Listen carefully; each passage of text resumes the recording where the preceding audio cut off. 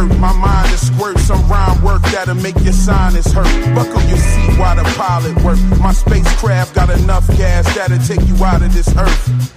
I'm magic with the pen and paper like a warlock. The window pane's wide open, but the door's locked. So you looking through the window for it in your window, but do they really have the skill to analyze the symbol? Crescendo, the ashes blow when the wind blow. The rain put out the fire while the children build a temple. Just like the pyramids, walls and scribble, a projection in the sky of the messiahs on your mental. Monumental and extraterrestrial, turning these niggas into mental vegetables. It's kinda crazy how I ride on instrumentals as I slice like a Ginsu with the vibe I put in. You listen.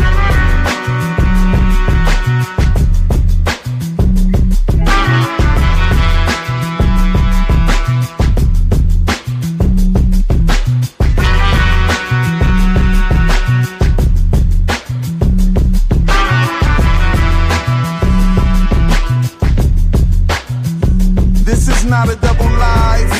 It's just a new beginning. The magic is to focus on our goals till we're winning. I'd rather have a portrait of myself up on the ceiling. I could lay down on the floor, look up and visualize the millions. Imagine that. Do you see the picture clearly? Focusing on working with me. You could get this money with me. We could take over the world and put the trophies in the city, the plaques on the wall, and have a feast of who was with me. Yeah, last week was just the past, right? A new beginning. I've been up for all these past nights, and all these people that I knew just seem to pass by. They stuck on stupid worry about their past lives, and I just ask why. Are they agents? Is the system about to crash? Am I the one like in the Matrix? Is the planets in the heavens? Then the earth is just a spaceship. Our thoughts control reality, and life is what you make it.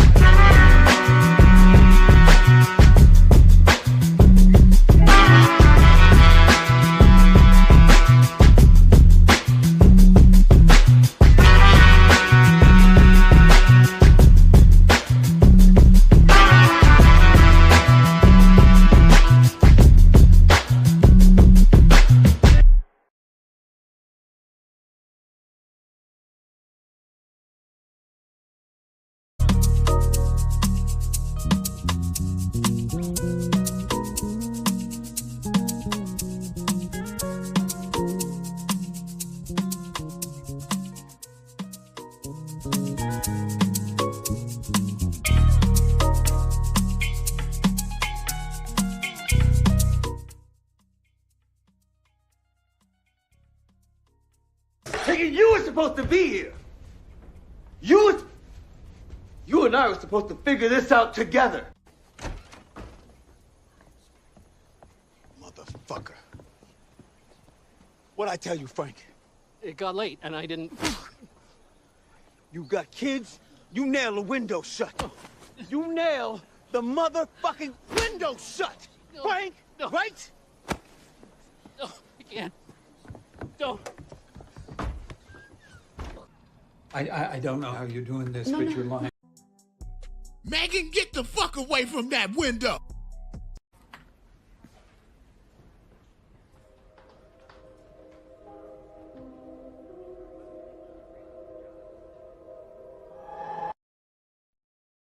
Hey, Elgin, let me hold $20 till tomorrow. Ain't cooey, cuz. Ain't cooey, cuz. Oh, yeah. We back with another live stream. Real Enigmas and Theories is in the building. You know what I'm saying? Let's cook. Let's cook. You know what I mean? I know I put my video out a little bit late this time. You know what I mean? Had a lot of things in front of me, had to take care of. And I was getting messages, emails, and whatnot, and comments on other videos, and people were pretty much just like... You were supposed to be here. You and I were supposed to figure this out together. And I apologize for the delay on that video. And, you know, as we do over here on the midday streams after I drop the video, we go over it and we talk about a few things. We talk about a few things that we definitely noticed, and, you know, boom, that's what we're going to get into. You know what I'm saying? I want to say thank you to everybody for joining. Much love to everybody in the building. Everyone that's here is supposed to be. You dig? We rocking. You know what I mean? I want to give a special shout out to my sister, my friend, Debbie Ebby Bo Bebby, Banana Fan of Fofebi, to the Fee 5 Mo Mebi, Debbie. You know what I'm saying? She might not be joining us tonight, but we still love her. We love her dearly. As a matter of fact, go check out Debbie's channel as well and some of the beautiful artwork she has and the wonderful music that she has. And you get to watch her digital paintings come to life right there. All of the layers that she uses, all of the decision making with the artwork is baked right into the video. Very interesting stuff. Some of it actually has From themes, Widow's Bay themes. It's just so much going on over at her channel. You got to go check it out and be a part of what she has going on for sure. Let's hop up in the chat real quick. Let me scroll up.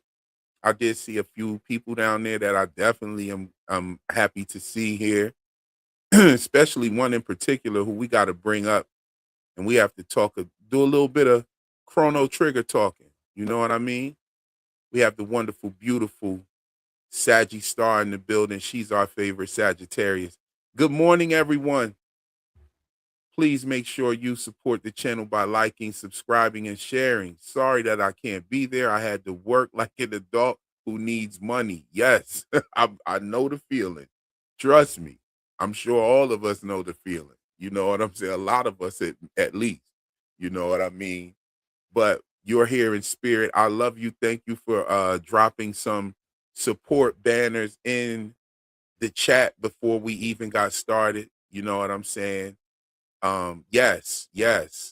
She's talking about the other channel there. Go check that out. Please consider supporting the channel via Cash App or just drop a super chat if you'd like. You know what I'm saying? Saggy Star says she'll see everyone tomorrow night. We got Tesorento in the building. What's going on, Tesorento? Good to see you. Good to see you. D Moore is in the building with us. We have the wonderful, beautiful Leah in the building with us. Let's go. Happy Friday, everyone.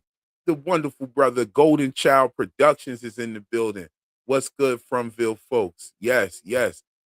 Catalyst is here. Hey, everybody.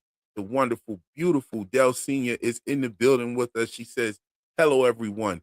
Welcome and thanks for joining the Midday Live. We are glad you're here. Don't forget to like on your way in. Show some love. Slap that like button like Boyd slapped Frank.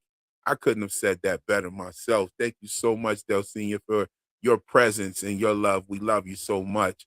We have Best Smart, be smart, get fit. See, you turn a one word into an entire sentence for a YouTube name. I think is so dope and creative.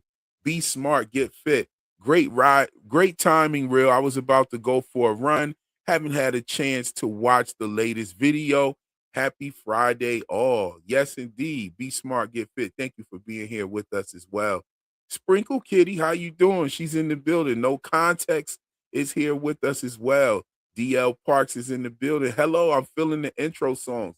Thank you so much. I do music. You know what I'm saying? I am still working on my album that had been put, to the side last year, but I have a good amount of records ready. Getting all the contracts from the artists fulfilled, split sheets, everything.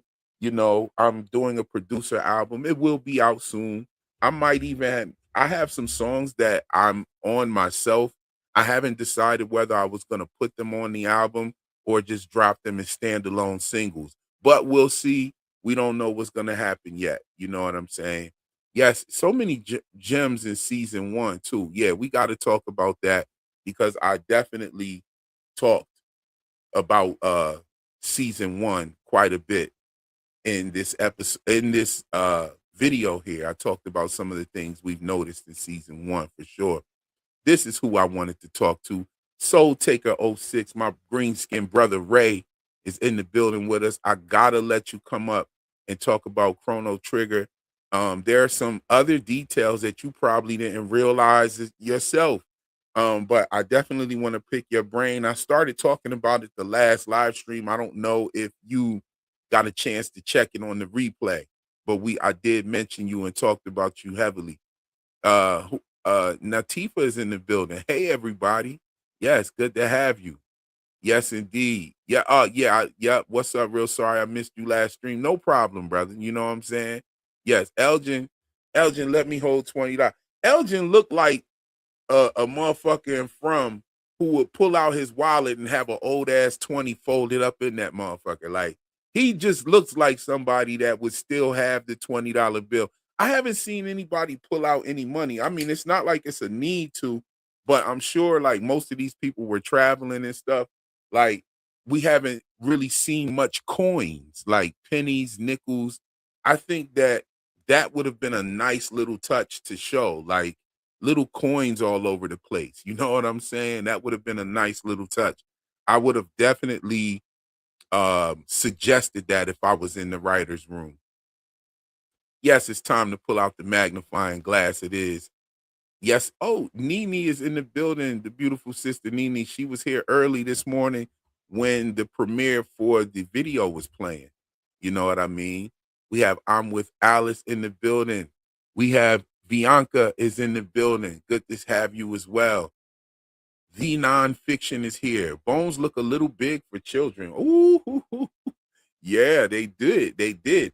Especially when they have already showed us like a child's bones in here. Like, and we got the skull that Jade and them were drinking out of. That definitely looked like a little child's head. You know what I mean? Um, who else we got in the building? Okay. Oh, Real Enigmas Live is in the building. What's going on, Real Enigmas Live? Just joking. That's the other channel over there. If you want to, you can go over there, follow me as well. We'll be having more discussions about different things over there as soon as we get around to going live. But this live is being broadcasted over there. And my first official lives, I will broadcast them on this channel as well, just to get somebody, you know what I'm saying, in on it. From Leo G is in the building. Taryn is Taryn here. I have a quick question for him. Fam, this is like, yo, from Leo G lives to troll my man Taryn about Bigfoot. You know what I'm saying? From Leo G, we already got the Bigfoot symbolism. Now, like I told my brother Taryn that I don't think that the things that are being pointed out in the symbolism are actually going to show up in the way that we think they will. And so that has been tried and true since the beginning of the series, pretty much. You know what I'm saying? Who else we got here? Okay, you'll get up in a sec. Yeah, when I'll drop the links pretty soon. Peace from London. Be Smart, Get Fit is in London. That's what's up. Ah, yes, the albums will be coming in physical copies. I don't know if I'm going to do the streaming platform thing. It might be something that you actually have to order and get sent to you, or, you know, even the digital copies to your email or something like that. You know, I definitely want to preserve the ability for physical copies. You know what I mean? That's more important to me than bootleggers or anything like that. I'm not like some big music artist that has to worry about their music being bootlegged and shit. So we definitely want to do that, you know. Ah, man. Hold on. I see you in there from Leo G. Still going, huh? Shout out to from Leo G, though. Save for the finale. Huge Bigfoot reveal. Yo, from Leo G is really trolling, though. Like, man, like, for real. You cool? Yes, indeed. We got Aaron Laura in the building. Thank you for showing up, as always. We got Yoko in the building. Yoko in the building. I don't know how to say your name, but much love for being here. Thank you. Who else is in the building? If I skipped over you, charge it to my head and not to my heart. We got Larry in the building. 35 hours to go. I know that's right. Bro, check counting down the hours. Yes, Angie's in the building. I used to be in the business. I have friends with Grammys. Good luck with your endeavors. Thank you so much, Ange. Yes, I appreciate that so much. You know what I'm saying? Let's see. Maybe the Ankui kids' bones are deeper in the chamber. Okay, okay. Y'all down there cooking already. We ain't even get to it yet. Y'all ain't even waiting on me. We cooking. Sprinkle Kitty said, God damn it, we ready. All right. Shit, I ain't mad at you, sis. Hold on. Oh, we got another person from London. Cactus Lips is in the Cactus Lips is in the building. Cactus Lips. That's crazy. Yes. Oh, we got Jerry is here with us. Hello, hello, hello. Good to have you. Yes, Jerry pointed. Yo, I want to say something. Jerry pointed out something else that showed up in the 48 episode about Trump, and that was the landscaping thing. Jerry, if you could drop that in the chat, what you said about the landscaping thing. I'm not too abreast on what happened, but somebody said something about Trump being a landscaper or some shit like that, or the king of landscape. I don't know what it was, but something about landscaping and shit. And Boyd made the landscaping remarks that were definitely highlighted by the laughter that like almost falling out of character. I thought that was kind of out of character, but I thought Boyd was freestyling actually. But now that you say it, like, yeah, they did kind of even when Boyd walked away, Jade said landscaping. He said it again, like even after Boyd walked away. So it was definitely emphasized in the show. So I think that's so dope that you noticed that, Jerry. You know what I mean? Why do some people hate the show using spiders? I don't know. That's a very interesting question. I didn't know that people hated the show for using spiders. I'm actually um I'm actually wanting to see more of the spiders. I want to know what side the spiders on. Are they helpful? Like what's going on? Boyd told Jade landscaping wasn't a plan. The same week, Amisha Cross said 47 wasn't the president of landscaping. Whoa. You dig what I'm saying? Like, that's crazy. That is definitely crazy. Hold up. Let's uh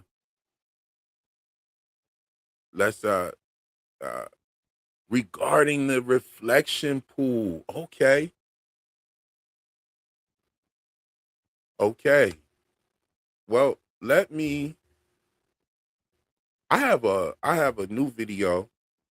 We're gonna talk about that, go over that a little bit. But I also have an old video. Yo, you know what? I'm gonna just tell y'all like this. Go check out. Go. Let me. I'll put it on the screen. I'll put it on the screen just to show you the video real quick of what I'm talking about.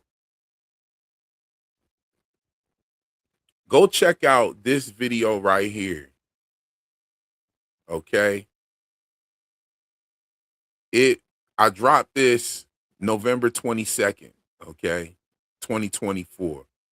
Hidden Mysteries Revealed in From Episode 9, Esoteric Breakdown. Okay. Go check out this video and you'll see, like, I've been talking about the ritual situation for a long time, and we got a real this video, this hold on. Now, wait a minute. This video right here is the new video. And it ended up being like 35 minutes long. I had so much more that I actually wanted to say, but I was like, damn, I'll never get the video done. Like, so why not just go live and talk about it? And that's what we're here to do. Luna Cascade is in the building. She says, theory time. It's also curious that in the diner scene that Sophia Manning Yellow chose to select Dr. My Eyes on the mini box. Yeah. I left a theory about it on your latest video. I haven't even that's what I'm talking about. 84 people watching, only 31 likes. Tap that thumbs up, family. Yes, please do. It's free. It's free. Hype it, send it, share it. Say, yo, Real is live. Yo, you got to come check this guy out. Something like that, Jump that thing up there. It's free. Support is free. Showing love is free. It is on YouTube. But we're gonna get into it. Yo, I want to play a part of the video real quick that I just thought was just super funny. Not to be that guy laughing at my own jokes and shit, but this part was funny in the video. Hold up. White singing that nursery rhyme. I've been stuck on that for the longest. But El was standing out there by the crow shirt and all, take connection there, catcher, and his person that finds the picture, keep it a beanbag. His ass shouldn't have been out there trying to smash Clara in the first place. Talking about we about to build a rope ladder. You want to help us tonight. Like, dude, what are you doing? Put the eye patch on. Go sit your ass down somewhere. Haven't you done enough? I mean, first you drag Fatima by her Ugg boots, and now your stupid ass done found a picture of Sophia and took it right to her instead of cuffing that shit and going to tell somebody. I mean, you would think Elgin wouldn't even want to see a picture of a Polaroid at all for a while. And Sophia telling Clara to lock the doors had the same energy as Marvin Sapp asking his congregation for that $40,000. I said, close them doors. Ushers, close the doors. Close the doors. Close the doors. The crazy part was Marvin Sapp said, y'all ain't going nowhere but to the restaurant, and they standing right there in the diner. Yo, this shit had me rolling. We all gonna leave together. Y'all ain't going no place but to the restaurant. Lock the doors. Don't let nobody out. But yo, that had me rolling. When I was just freestyling, yo. I was just like, yo, let me talk that Elgin shit real quick. And a couple clips just jumped into my head about what we said. Yo, hold on. Yo, yeah, that's what I'm saying. Now all the Frumvilles just running their mouths about everything, no type of caution or discernment. And it's like, what the hell? It's like, hold on, wait, these people this is the crazy shit. They don't say the shit that they should be saying to each other. They just say the shit that's like the plans, the new approach, all the business and shit like that. And you wonder why the people ended up getting mad and killing Jade and Tabitha every cycle. Like, of course they did. You know what I'm saying? Of course they did. Now, here's a theory that I'm going to put out there concerning that. You know what I'm saying? And shout out to my man Ray, because after the episode is where I got the whole thought about the Marvin Sapp close the doors joke. Real shit, because we was laughing at how Sophia told Clara to close them doors right after the episode was over. We were here on the live stream. I think I'm going to do that again for the finale. I'm going to go live early and then stay on during the entire episode. We're going to get our laughs. We're going to talk that shit. And it's the finale. So it's kind of bittersweet. We gotta link up. We gotta link up, definitely. You know what I'm saying? I'm gonna rock out like that. Show. Okay. Let's see.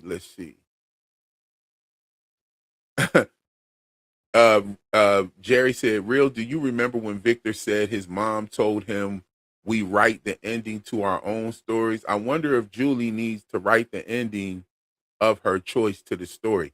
That is so dope that you thought about that, Jerry. I remember him saying that when Julie, right before Julie got the cicadas. He said that to him, and Ethan was real fucked up to Victor. That's when he was like, well, did your mom story end the way that she wanted it to? I think that's what you're talking about. And I even made a joke about that. Like, little Ethan that season, I don't know. Season 2, little Ethan was trying to bark up on an ass whooping. I don't know. He started barking up, and this season 3, he asking if the cow, the mutilated cow, is what the insides of Tien Chen look like. I'm like, whoa, buddy, like you need to go home, take your ass down, and sit down somewhere, have some tea. You feel me, young man? Definitely. Ethan definitely was trying to bark up on an ass whooping. Remember when he ran outside and Tien Chen had to go get him and bring him back? Yo, that was hilarious. Like they was definitely cooking with Ethan. I wish we had more of that this season. One thing I want to ask you guys about, what the fuck's up with the colonial woman that they announced? We haven't got a colonial woman all season. So they said that we were getting 2 new characters. We were getting, no, 3. The priest, Sophia, and a colonial woman. We haven't got the colonial woman. So is the colonial woman showing up tonight, or was that shit some cap? I don't know. You know what I mean? Yes, the Marvin Sapp Lock the Doors will forever be funny indeed. Yes, indeed. That is hilarious. Ethan definitely got morbid for sure. Morbid, disrespectful. What's up, Percy is in the building with us. What's going on, my brother? How you? Hold on. Let me go ahead and drop that link. I want to bring my man Ray up to talk about Chrono Trigger real quick. And I think Ray is 100% right about Chrono Trigger's influence on the show. It's almost undeniable at this point. So, and that goes for anybody else that wants to come up and share some thoughts, ideas. Before we get into going over this video, I definitely want to see what y'all talking about. Jack Bender painted that picture. He sure did. He sure did. And as I said in the video, I think it was supposed to be an older version of the boy in white. I don't think it was supposed to be the boy in white. He definitely used like the length of the arms. He showed that the arms were longer. The boy looks older. The mouth is definitely a crow. Okay, that's a crow's mouth. Okay, well, a crow as his mouth. There's some elements on there that are totally intentional. I remember Debbie Ebby Bo Bebby saying that he looks like a giant, maybe bigger than the trees. It could be that, or it could be, like when you're in front of the camera, when you're right in front of the camera, trees behind you definitely look smaller than you. You know what I mean? The perspective of distance and whatnot. You know what I'm saying? The adolescent in white. This dude, we talking about the grown man in white. What's going on? Joy is in the building with us. Yes. Yes. Luna said, did y'all see Julie in the Polaroid with Sophia in it? She's in the upper left corner. Shout out to Gina Lloyd. Thanks for her observation. Yeah, I definitely heard about that. I've been getting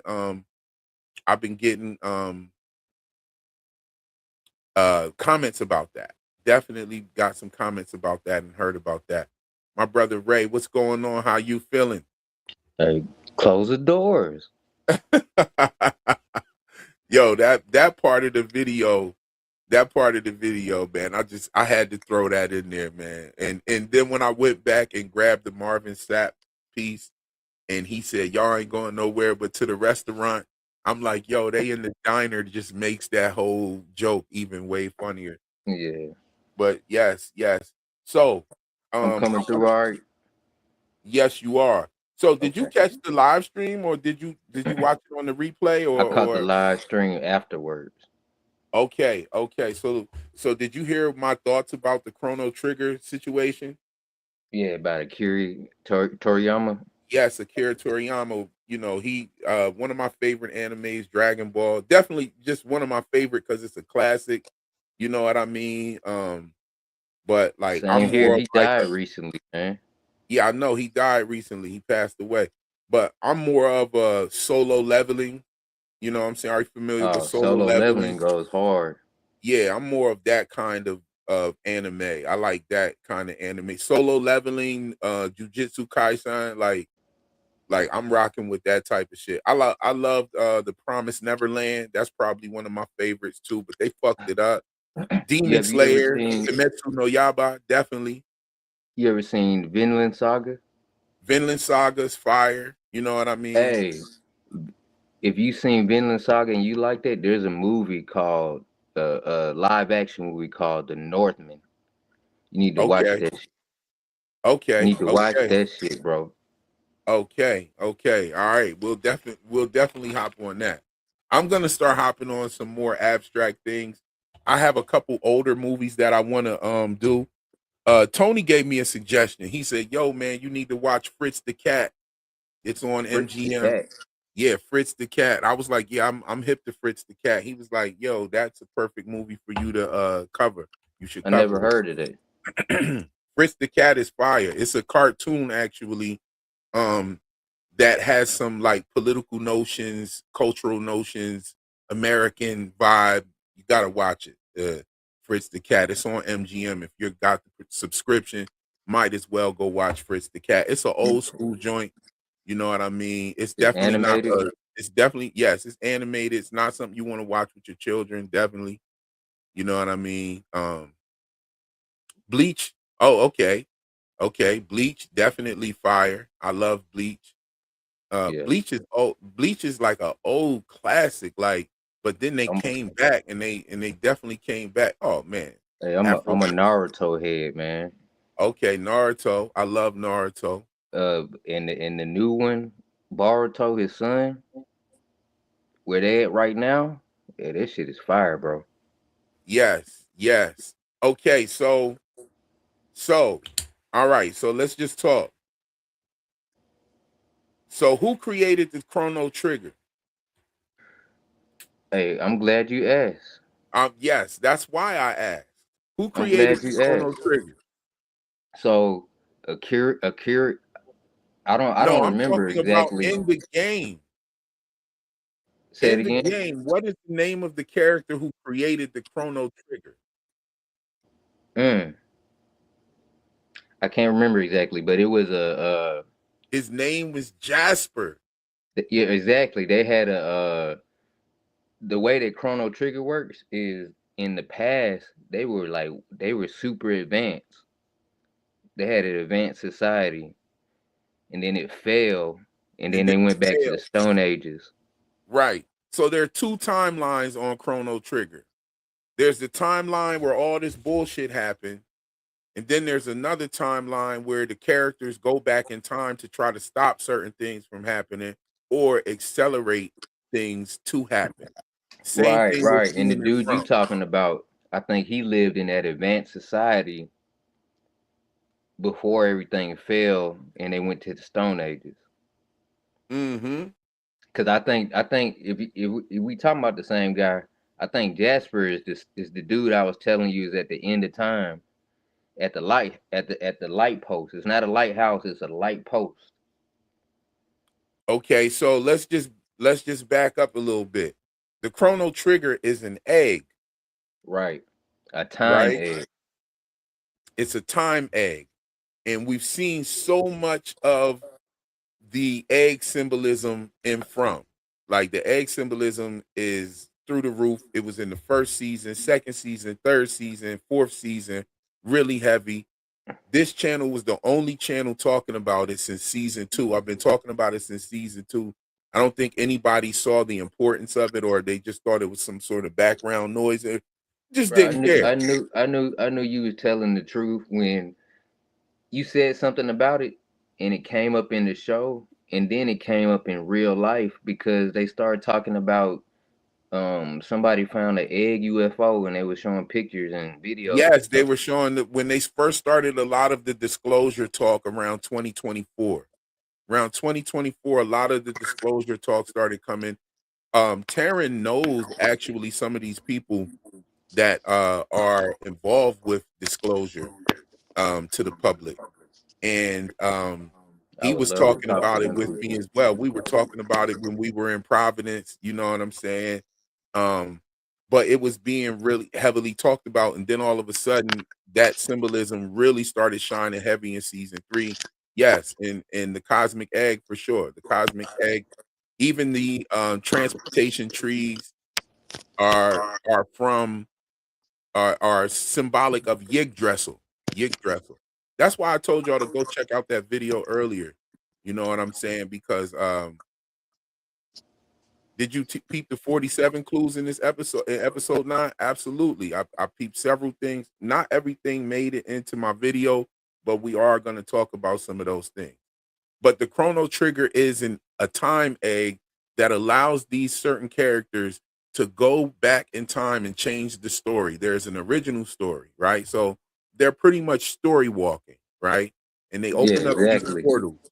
And then you have certain aspects. All right, so there's a connection that is like wild. There's a wild connection. The creator of Chrono Trigger is a fellow by the name of Akira Toriyama. You probably know who he is. He's the creator of Dragon Ball. Now, this fits because Dragon Ball also released their cosmology, and all of the universes are inside of pretty much eggs. Okay, and they released the cosmology, and then the latest series that they did as well. The latest series that they did, where Goku goes to the underworld and they turn him into a kid again and all that bullshit. Talking And he about has, Daimo. yeah, Daima, yeah, Dragon Ball Daima. That one shows them going to the underworld, and it talks about the different corridors of the underworld, the different it kind of gets into a Dante's Inferno kind of vibe. You know what I'm saying? But nonetheless, there was there's a ship in Xenogears called Yggdrasil. Now Yggdrasil also is where we get the word egg from. Like there's a phonetic brethren to the word egg with the word yig. You know what I'm saying? So, not to get too much into that, I want to talk about the Chrono Trigger connection to that and how it's also connected to Dragon Ball. Tien Chen is the name of a character in Dragon Ball who was once a rival of Goku's, who ended up being his friend, ended up being real helpful in the story. You know what I'm saying? Tien Chen. Okay. He's the guy that has the third eye. Yeah, And three guys. he has 3 eyes and he's bald head. Like that Okay. crow. Right. And his name, like the Raven, right? The 3-eyed Raven. So you have Tien Chen is the name of a Dragon Ball character, and Tien Chen was the Lonely Dragon. Okay. She was one of the Lonely Dragons. Okay. Now, I thought that was very interesting because a lot of stuff that we see in Chrono Trigger is what we're seeing in From, and they were both created by Akira Toriyama.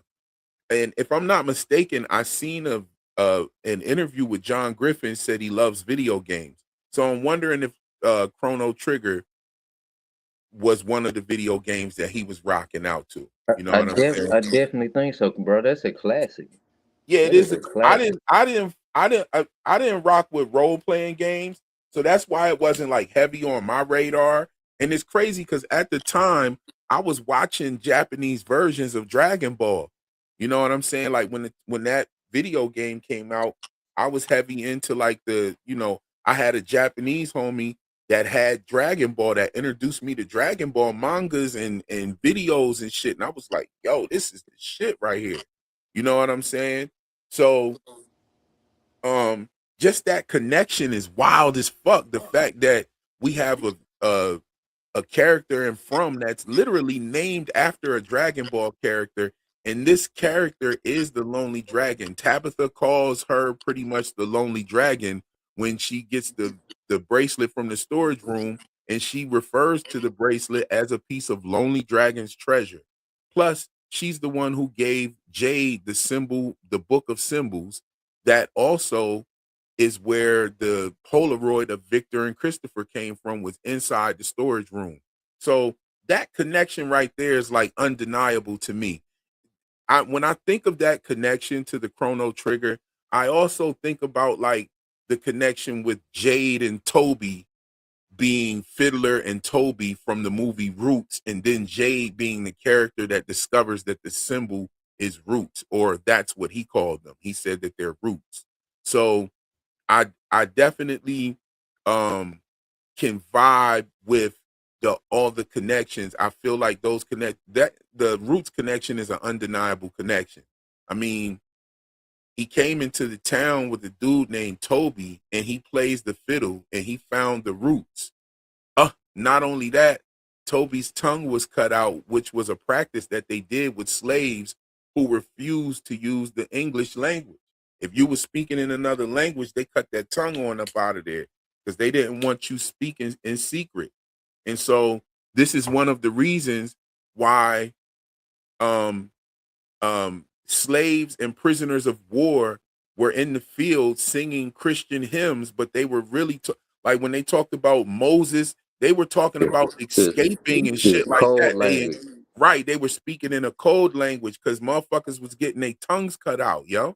And so Toby got his tongues cut out, you know. That's an undeniable connection in my eyes. I'm not saying that it actually has anything to do with the show other than the slavery aspects. We seen a Civil War soldier. However, I just feel like that is an undeniable connection, just as we have the Chrono Trigger connection.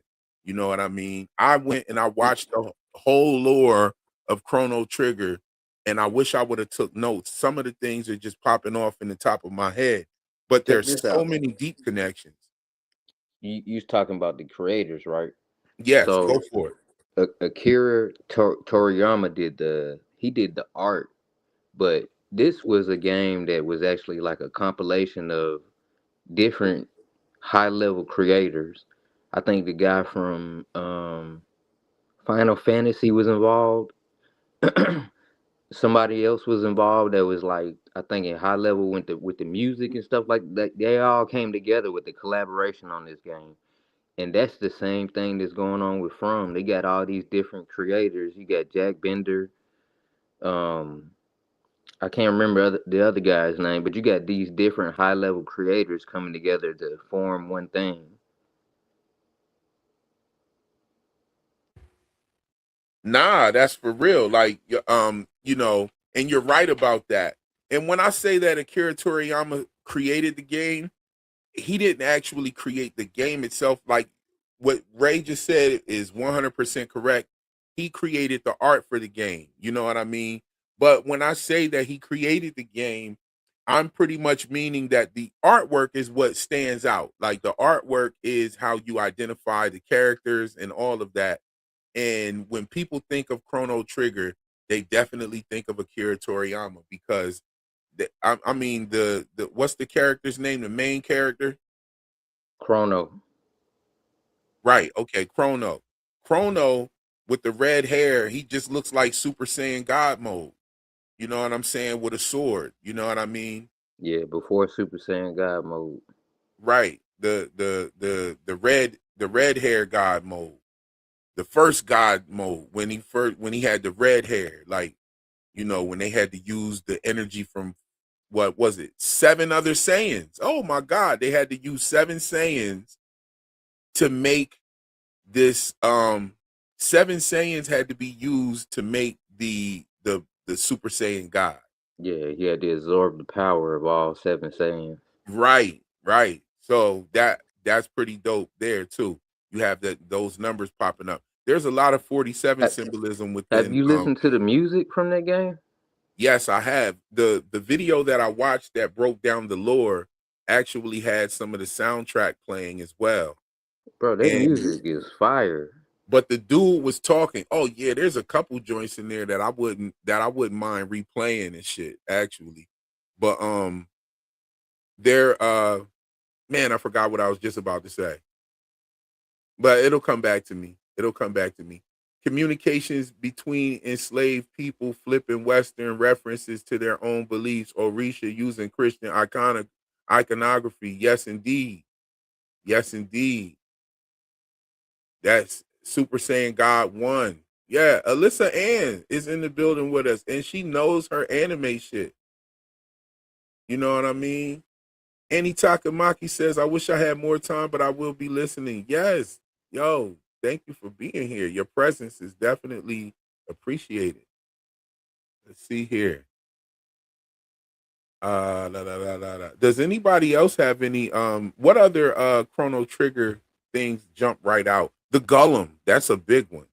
Yeah, the Gollum. That's when I knew, because before, like, I was just kind of fucking around when I was saying that, it's Chrono Trigger. But as soon as they said the Gollum, I was like, oh shit, this is Definitely really matching Chrono up. Trigger. Because like what does the Gollum even how does the Gollum even fit into the equation at this point? Other than just Fatima just needed to believe in magical things. Like how does it fit in? Is it gonna come to life? I think that'll look so cheesy if they bring that thing to life. And I think they're gonna use it to resurrect somebody to bring somebody back from the dead. okay, do you think we're gonna see that in episode 10? I think it'll be next season. Because whoever it is they want to resurrect is probably gonna die tomorrow or tonight. Okay, okay. Tomorrow. Yes, indeed. And we got a super chat from Shirk in the building. Thank you so much for your generosity, fam. And they say thanks, pretty much. Very, very simple and brief. Thanks. You know what I mean? And I think, judging by the currency, that they're thanking me for doing the live stream at a time where they can join. That's why we do these midday joints, because there's people across the pond that are in different time zones, and a 10 in the night stream Eastern Standard Time is like 6 in the morning for them. So it's like 3 in the morning some in some places, and shout out to that. That's why we do this here. Hopefully my man Taryn can come through. That would be fire. I want him to drop some thoughts on y'all for this episode. We talked in the last live stream a little something something. You know. Some say Sofa King Super is in the building. What's going on, fam? And fam said some say Chrono Trigger is the greatest, right? Ever so old boy was into games. He definitely played this. Yes. Yes. Old boy is John Griffin. And old boy played Chrono Trigger. He named the character Tien Chen, y'all. That's the name of a Dragon Ball character. And that character was marked by Tabitha as the Lonely Dragon. Okay, people argue with that. No, Jade is the Lonely Dragon. No, Victor's the Lonely Dragon. Yeah, they're right about Victor, but Tabitha, the same person that called the bracelet Lonely Dragon's treasure, specifically stated that there will be 2 Chromonocles. She said this in episode 3 of season 1. You know what I mean? Oh, Alyssa Ann says, I don't know a lot about Chrono Trigger, but it reminds me of the Xenoverse game for Dragon Ball. Okay, so Xenoverse, we had a comment earlier that they said that they had there's a ship called what now? Yggdrasil. Okay. Okay. So these connections are definitely there.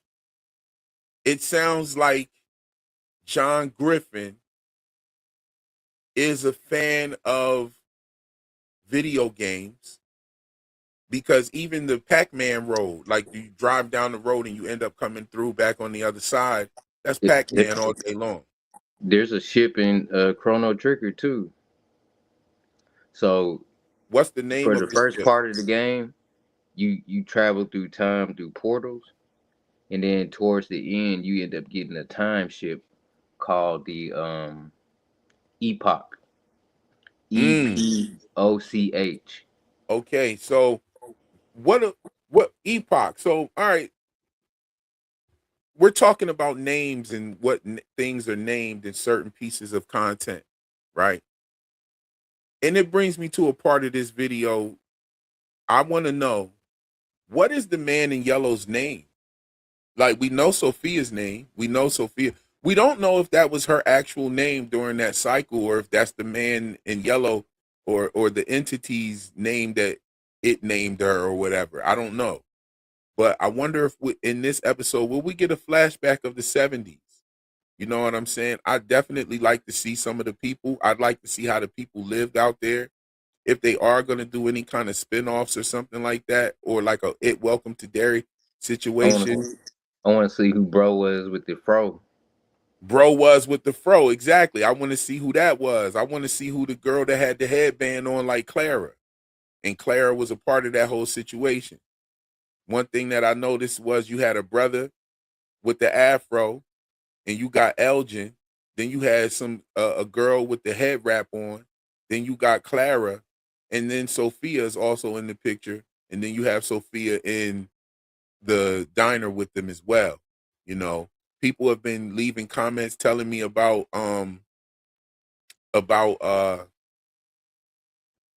about the Julie being spotted in the corner of that Polaroid. I definitely think that's a very interesting thing to talk about. Shout out to the people that saw that and noticed that.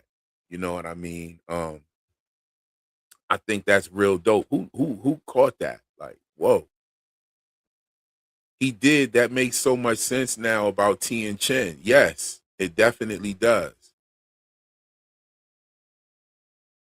Oh, that's interesting. Mixed GQ says, with the Gollum talk got me thinking that Ellis will die in the last episode and Fatima will use the Gollum to bring him back next season. Woo! That's heavy. I don't know. Fatima might be a goner her damn self. She might need the Gollum to bring her back. Hopefully the Gollum brings her back. But you know, I don't like shows that bring back characters all the time. That's whack because then it doesn't feel like the stakes are high. If you can be brought back, I mean, maybe one character. We've already saw Donna get brought back. You know what I mean? Maybe one or two characters. Maybe we might see Jim get brought back. But if Ellis dies and he gets brought back, or if Fatima dies and she gets brought back, or if any of these characters die and they get brought back other than Sophia changing into them, I mean, yo, the stakes are not that high if you can just be brought back. Death don't mean shit. And this was the same problem. Wait a minute. Wait a fucking minute. This is the same problem that a lot of people have with Dragon Ball. Because with the Dragon Balls, you were able to just wish somebody's life back. You know, you could make a wish and bring people back. But then it just was so stupid that they had to kind of make some rules around it. Like you can't bring people back twice. Like you can't bring them back twice and all of that type of shit. But man, a lot of people in the world got killed on Dragon Ball and fucking Goku just brought them all back. Like what the fuck? You know what I'm saying? So it kills the stakes. It's the same thing that we find with Avengers Endgame, which was the dumbest shit ever in my opinion. Infinity Wars, fire. Probably the second best superhero movie, or you know, Marvel or any of those one of those shits. Probably the second best, like Infinity Wars. But Endgame is trash. I mean, the logic behind Endgame is trash. So let's get this straight. Let's just say, so in Endgame, they kill half the universe's population, and then 5 years later they bring them back, but they're all the same age that they were when they got erased. All of that shit is trash. That's garbage to me. You know what I mean? Which, you know, for 5 years, what will happen with like food production, right? Let's say we have 100 people in a room, and half of them get taken out, right? So now you got 50 people in the room, and you start producing food for 50 people. And so for 5 years, you go through this ebb and flow of producing food for 50 people. Then one day, somebody brings the other 50 people back. Now you don't have enough food for everybody. Now things are different. You know what I'm saying? I think that it was just stupid to bring people back. Here's another one, right? And this actually happened. You got a married couple. One of them gets erased. Then they get brought. Then the other one that's still there, they move on with their life. They get married, start having kids and all kinds of shit. And then you bring the spouse back. So where are we at there?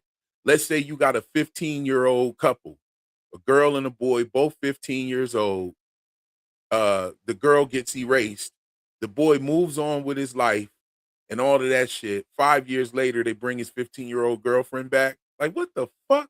That was Endgame was trash to me as far as like the thinking behind it. I feel like with high budget shit like Marvel and DC, the thinking and the psychology and everything behind it should be sound. I mean, especially when you're talking about comparing these superpowers to actual physics and whatnot. They try to gauge, if Superman is really this strong, how would it be if this was that and all it. Like if you're trying to lock in Yeah, on that's that, power scaling. the power scaling is trying. If you're trying to use actual physics to create the power scaling, then you guys should be thinking about the actual storyline and the narrative as well. That's just my opinion. You know what I'm saying? What's your thoughts on that, Ray?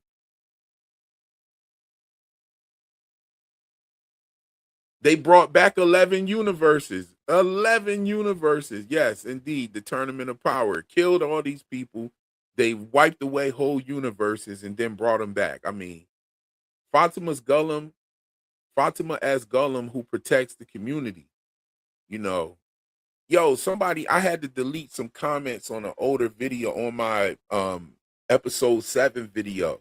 And there's some spoilers and some leaks out there. I'm telling y'all, be careful if you don't want to be spoiled. I mean, we got one more day. Just be careful out there. There's some leaks and stuff. And I'm going to tell you something. I don't even believe the leaks and shit. But yo, Fatima as Golem who protects the community. I think that is a dope thing. However, are they going to bring that Golem to life? You know what I'm saying? One thing that I did notice when Fatima zoomed into Smiles Davis's vision and she could see what was going on with him. What happened? She was touching the Golem's head when that very thing happened. She was touching the Golem's head. So I kind of feel like that might have been the extent of the Golem, you know. Hopefully not, because it would have been kind of cheesy for her to just do all of that. If the connection between her and Smiles Davis already existed. Like, I don't know. I don't know. Hopefully they do something with the Golem that's interesting enough for it to have been a thing. Because if they don't do anything with the Golem, you got to think, right? You can remove the Golem and nothing changes in the story. So it didn't do anything for the story. I believe that it was just a vessel for the Jewish mysticism. I think it was just a vessel for them to throw some Jewish mysticism symbolism in there. And that's what it is. That symbolism goes right along with the Kabbalistic stuff that they have in there as well. So, that's my thoughts on it. The same with Clara. Clara making a deal with the entity, I believe, was just straight up fan service. You know what I'm saying? I think that was fan service. We got Annie Takamaki with that was fan service. They listened to us. Yes, they listened to us. That's what that was. And they just like, hey, let's give them something. You know what I mean? Because why make the character say that she didn't even know if the encounter was real or not? So you just fucked it up. They shouldn't have even put that part of her saying that in there, because that just shows you that anything she did before that point were not any kind of instructions, were not a part of no deal. She didn't even think the shit was real. Okay? So that means she wasn't a mole. She is now, technically. She is now, but that means she wasn't then. She didn't even think it was real, didn't even think the encounter was real. And she wasn't trying to do anything to anybody so that she can get home. What did she do to affect the story in any way other than just pop up in different places? She did nothing. I think that was total fan service because they listened to the fans. That's just my simple thing. It was fan service, but Claire is a dirtbag. She's ready to sell everybody out. Oh yeah, she is. She's a piece of shit. You know what I'm saying? I'm just the way she smiled at Fatima. when she was drinking the blood and the way she was smiling when Fatima was drinking Yeah, the blood. Yeah, she's a piece of shit and had the nerve to run out of there crying at the end. No, you're a piece yeah. of shit. Annie Takamaki with the super chat. Thank you for your generosity, sis. And she says, I think Man in Yellow first met Clara in the first or previous cycle. Okay. The original parents could all be reincarnated. She could be one of them. That's a very interesting comment. I remember people saying that they believe Clara is possibly Eloise. And there's still some people that hold to that notion. And that would be a very interesting thing for them to do. I don't think so. Um, I don't think it is because if it is Eloise at this point, she's a piece of shit. Eloise is a piece of shit. Then she said that she could go home. She said when she first got there that the deal was made. So obviously, Clara just recently got there, like sometime after Donna got there. We didn't see her in any of the scenes when Boyd got there, but hell, we didn't see Victor either. So, you know, but yeah, um, I like that. Maybe she is from a previous cycle. I don't think so though. I think she is from this cycle. I think she is from this cycle.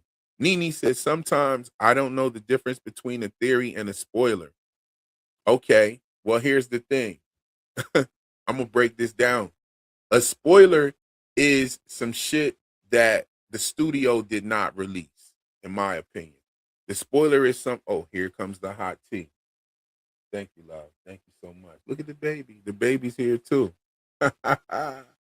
What's up, little one? Don't burn yourself. I know, bro. I burnt myself the last tree. Yo, I still got the little fuzzy feeling on my tongue from that shit. Yo, that shit's crazy. But I love hot tea. You know what I'm saying? I'm a glutton for this punishment. Hold on, let me get a sip real quick. Oh yeah, that shit is hot. What we sipping on? Um, it tastes like dandelion root tea. Dandelion root. Okay. That's what it tastes like, and I don't like it with no sugar in it I either. got some dandelion powder.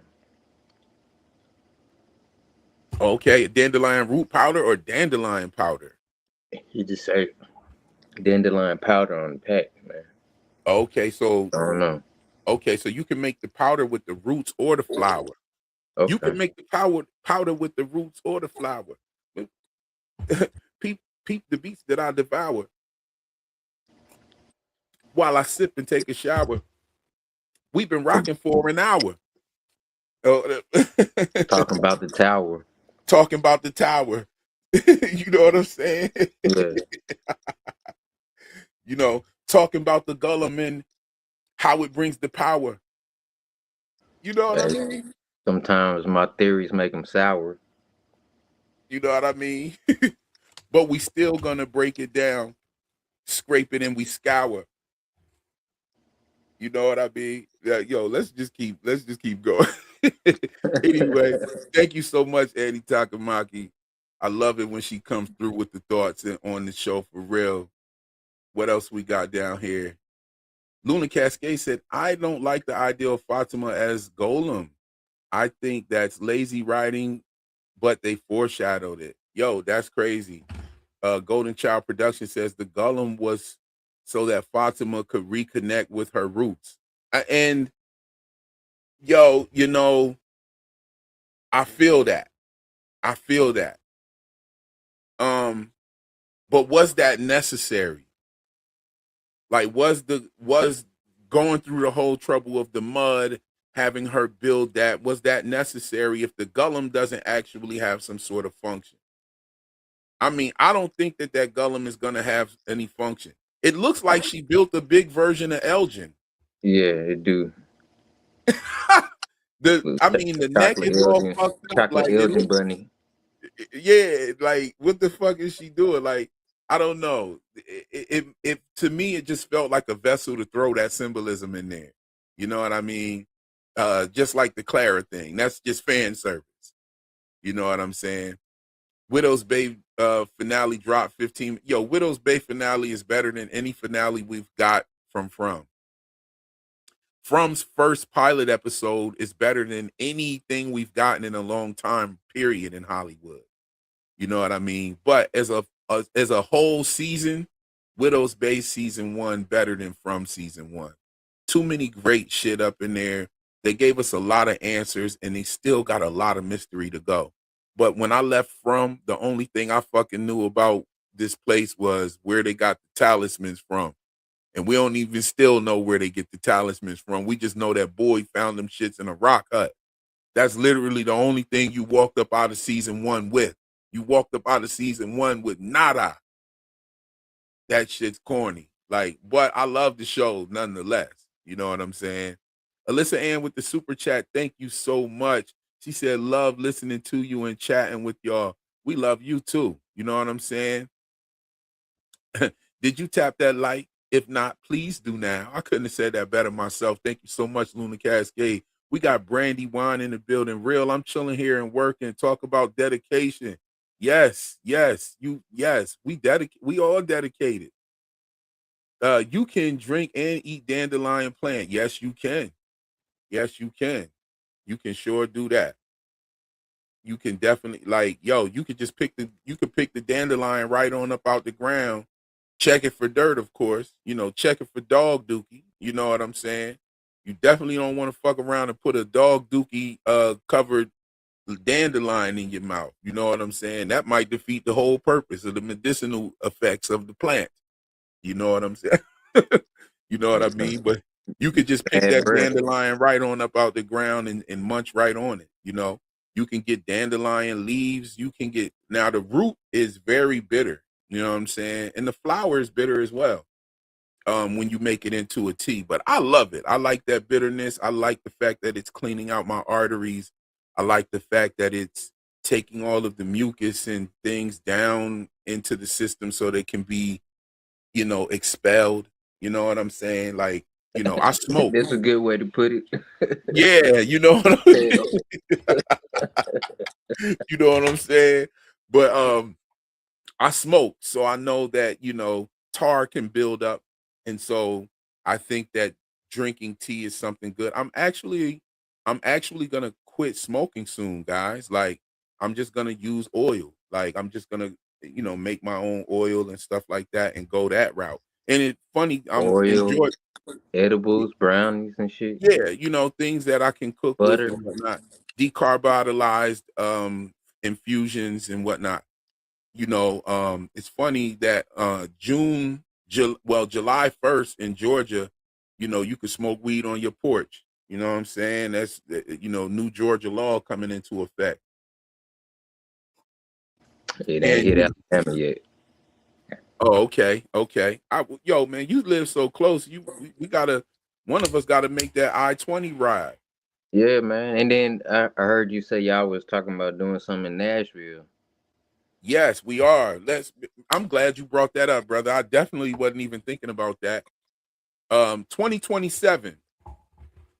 2027, we're thinking summer 2027 in Nashville. Tony and I are organizing an event called Tube Bash. Right now it's called Tube Bash, where we're going to bring together content creators, several YouTubers that talk about television shows and other things.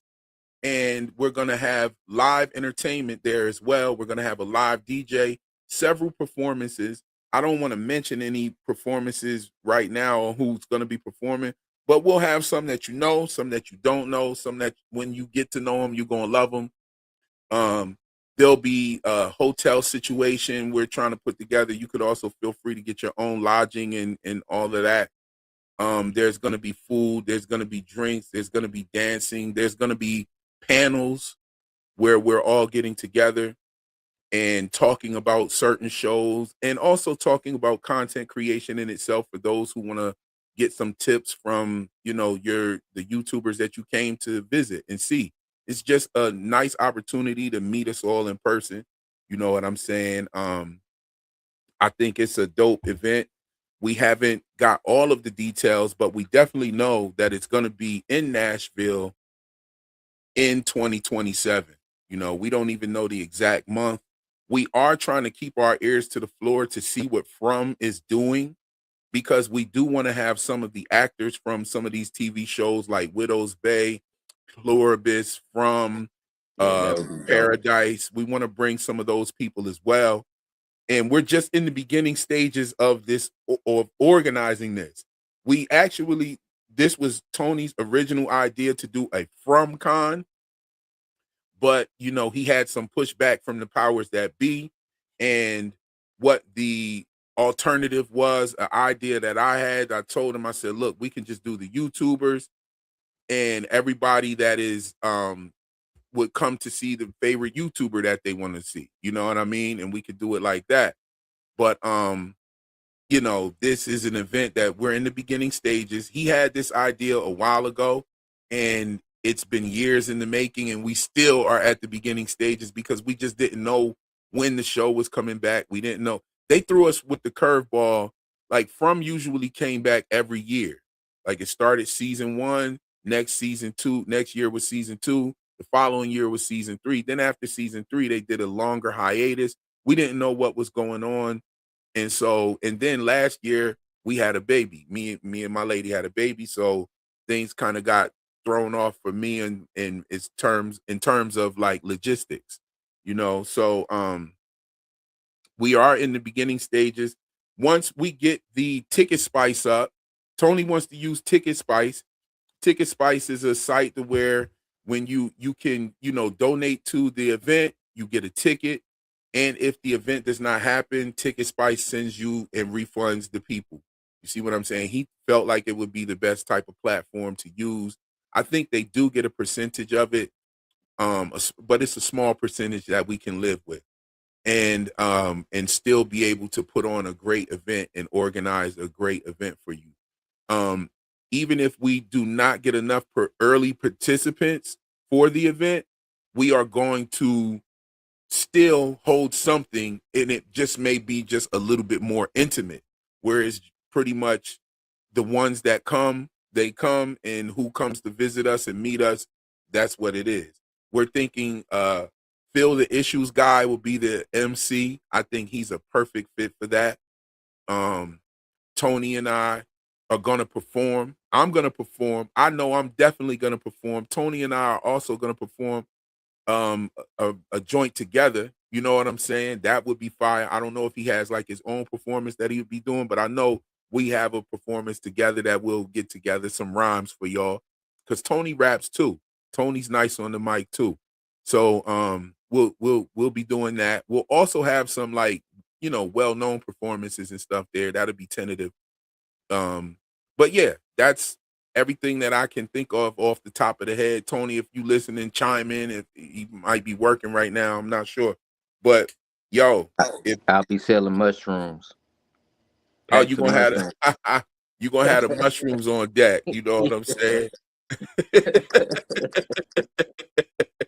Yo, okay. Teflon gonna have to admit he was wrong, but I'm here with the bet. Jay Hall. With Teflon, I don't know. I don't think Teflon's all the way wrong. I think all of us are going to have a lot of things right. You know what I'm saying? The King of Crank, what's going on, fam? And it says, is anyone tracking a list of unanswered questions? Why the trees move? Why the bottles? What crows? Boy in white. Vocab is limited. Yeah, yo. Why the monsters' clothes are clean above ground? You know, they can't just say magic. You know what I'm saying? I agree with you on that. I've seen the monster's clothes get bloody and then the blood disappear. Where'd the blood, all that blood, why are there no blood stains on the man in yellow's suit? Like, if he ate all those people in the massacre, like, I mean, who the fuck is his dry cleaner? You know what I'm saying? Like, what's going on? Like, there's a lot of questions. Where did the dogs go? What do the spiders have to do with it? You know what I mean? Yes, the ballpark admission fee is, we're going to start it off at $100. I can definitely tell you that once we get closer to the event, it will increase.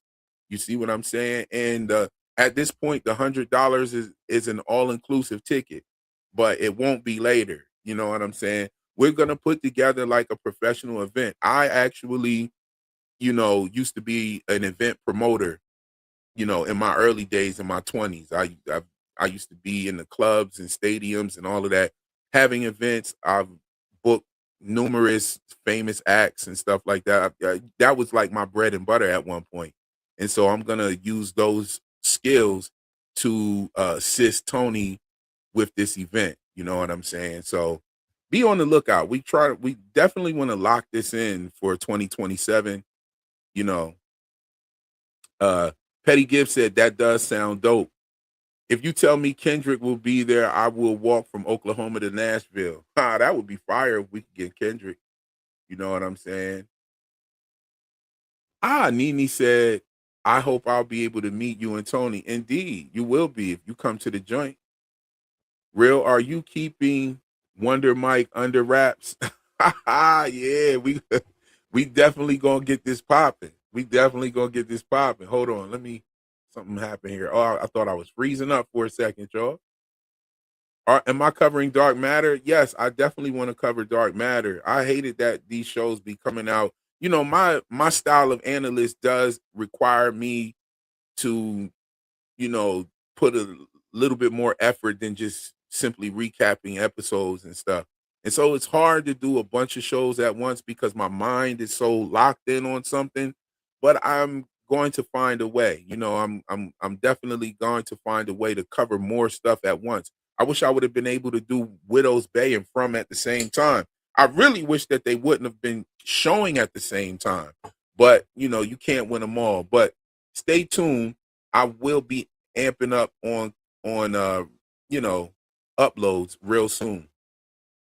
Tony was talking about FromCon since season 2. Attorney squashed that. So it's a recalibration time for us as YouTubers. Yes. So many legalities to check into. Yes, that was the problem. You know, attorneys definitely put the squash on it. They kind of ambushed him on the phone. They kind of stonewalled him and shit. Like they acted like they was going to talk about rocking with him. And then when he got on the phone, they was like, yo, put the brakes on that shit ASAP, my guy. And now we're here. So it's not like we would bullshit, and it's that, you know, things happen sometimes. Same thing with my album. Like I had legal issues, you know, with a record label that stole my shit. You know what I'm saying? So I was trying to handle that stuff. And, you know, there's a lot going on. Hold on. A little bit of tea real quick. Hey, yo, Ray. Let me say something. Let me say something to you. Let me say something for the audience. Anytime, you know, I when I'm on this thing here, I do this thing kind of like the barbershop, man. Cut me off anytime you want. Like sometimes I cut you off. Like, you know, jump in there whenever you want. I don't look at it as a sign of disrespect at all. Like when you have a flaming thought, sometimes you need to spit it. Go ahead. Okay. Thank you for letting me know, man. Mm-hmm. You know how I am, you know. Man, the Yellow's dry cleaner gets blood out, but not so good with the dirt. I mean, yo, that's what I'm saying. Like, what the fuck's going on? Miscellaneous Gab is in the building with us. She said, by the way, Real, I met the actor who plays Smiley today. I told him you call him Smiles Davis. Ha ha. Yes, How I you feel think about somebody that? else. Say what? So how you feel about that? Yo, how did he feel about it? What did he say? But you know, I think somebody else told him that shit too, or somebody actually called him that. Like they called him Smiles Davis. I thought that was hilarious.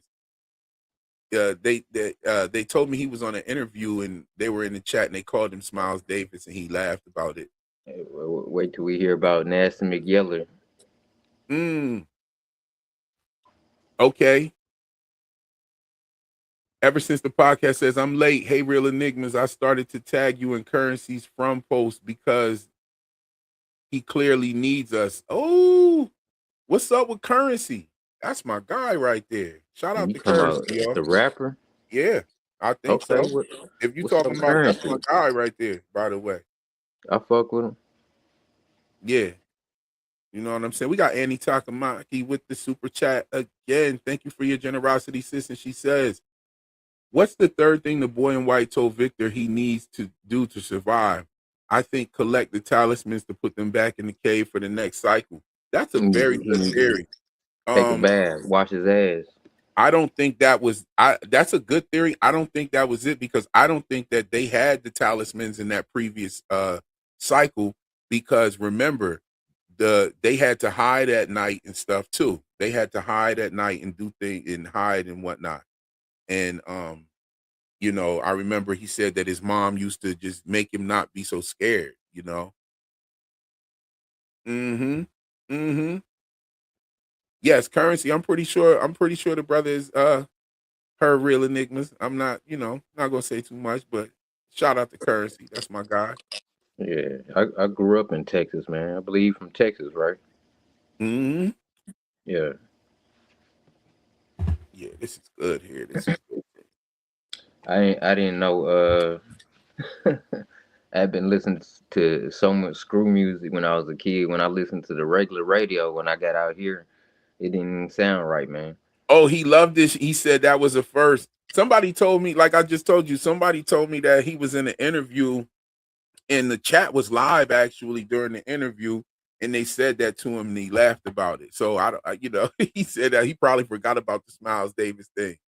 Yeah, but back to Annie Takamaki, I think that they didn't have the talismans back then. I think that you know, it kind of doesn't make sense, right? But that they wouldn't have the talismans if everything repeats, right? I agree with you there for sure. So they might have had them, but what Victor said kind of indicated that they didn't have the talisman. You know what I mean? Um, but yeah, uh, that would make a lot of sense if that's what he had told him to do. You know, um, I've always wondered how Victor moved all those bodies. I wondered how he moved all of those cars. You know what I'm saying? He said he got tired of looking at them and stuff like that. Um, I'm sure over time he would be able to do that. I mean, he spent his teenage years in this place, you know. I'm sure that over time, and then we see people driving around in Frumlin during the Victor cycle as well. So, you know, no spike strips, no busted tires and stuff. From what I saw, the tires on the cars were mostly intact in the 78 cycle when we saw Victor come up out of the root cellar. You know what I mean? I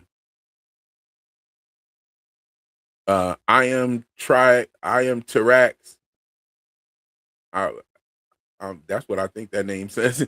I do not no, I do not agree with you. The talismans was there in the previous cycle also.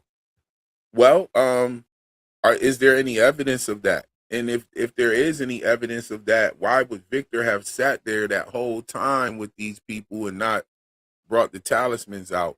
Why did Victor's mom have him hide? She said, find a different hiding space tonight.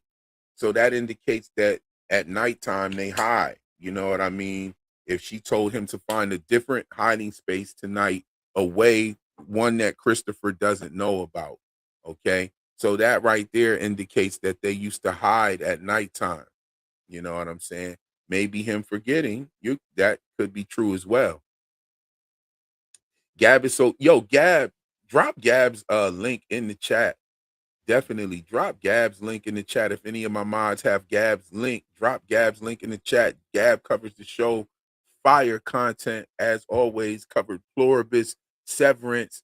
Uh, what was it? A Night of the Seven Kingdoms. Like Gab is on it over there. Gab is definitely cooking. Go check out Miscellaneous Gab.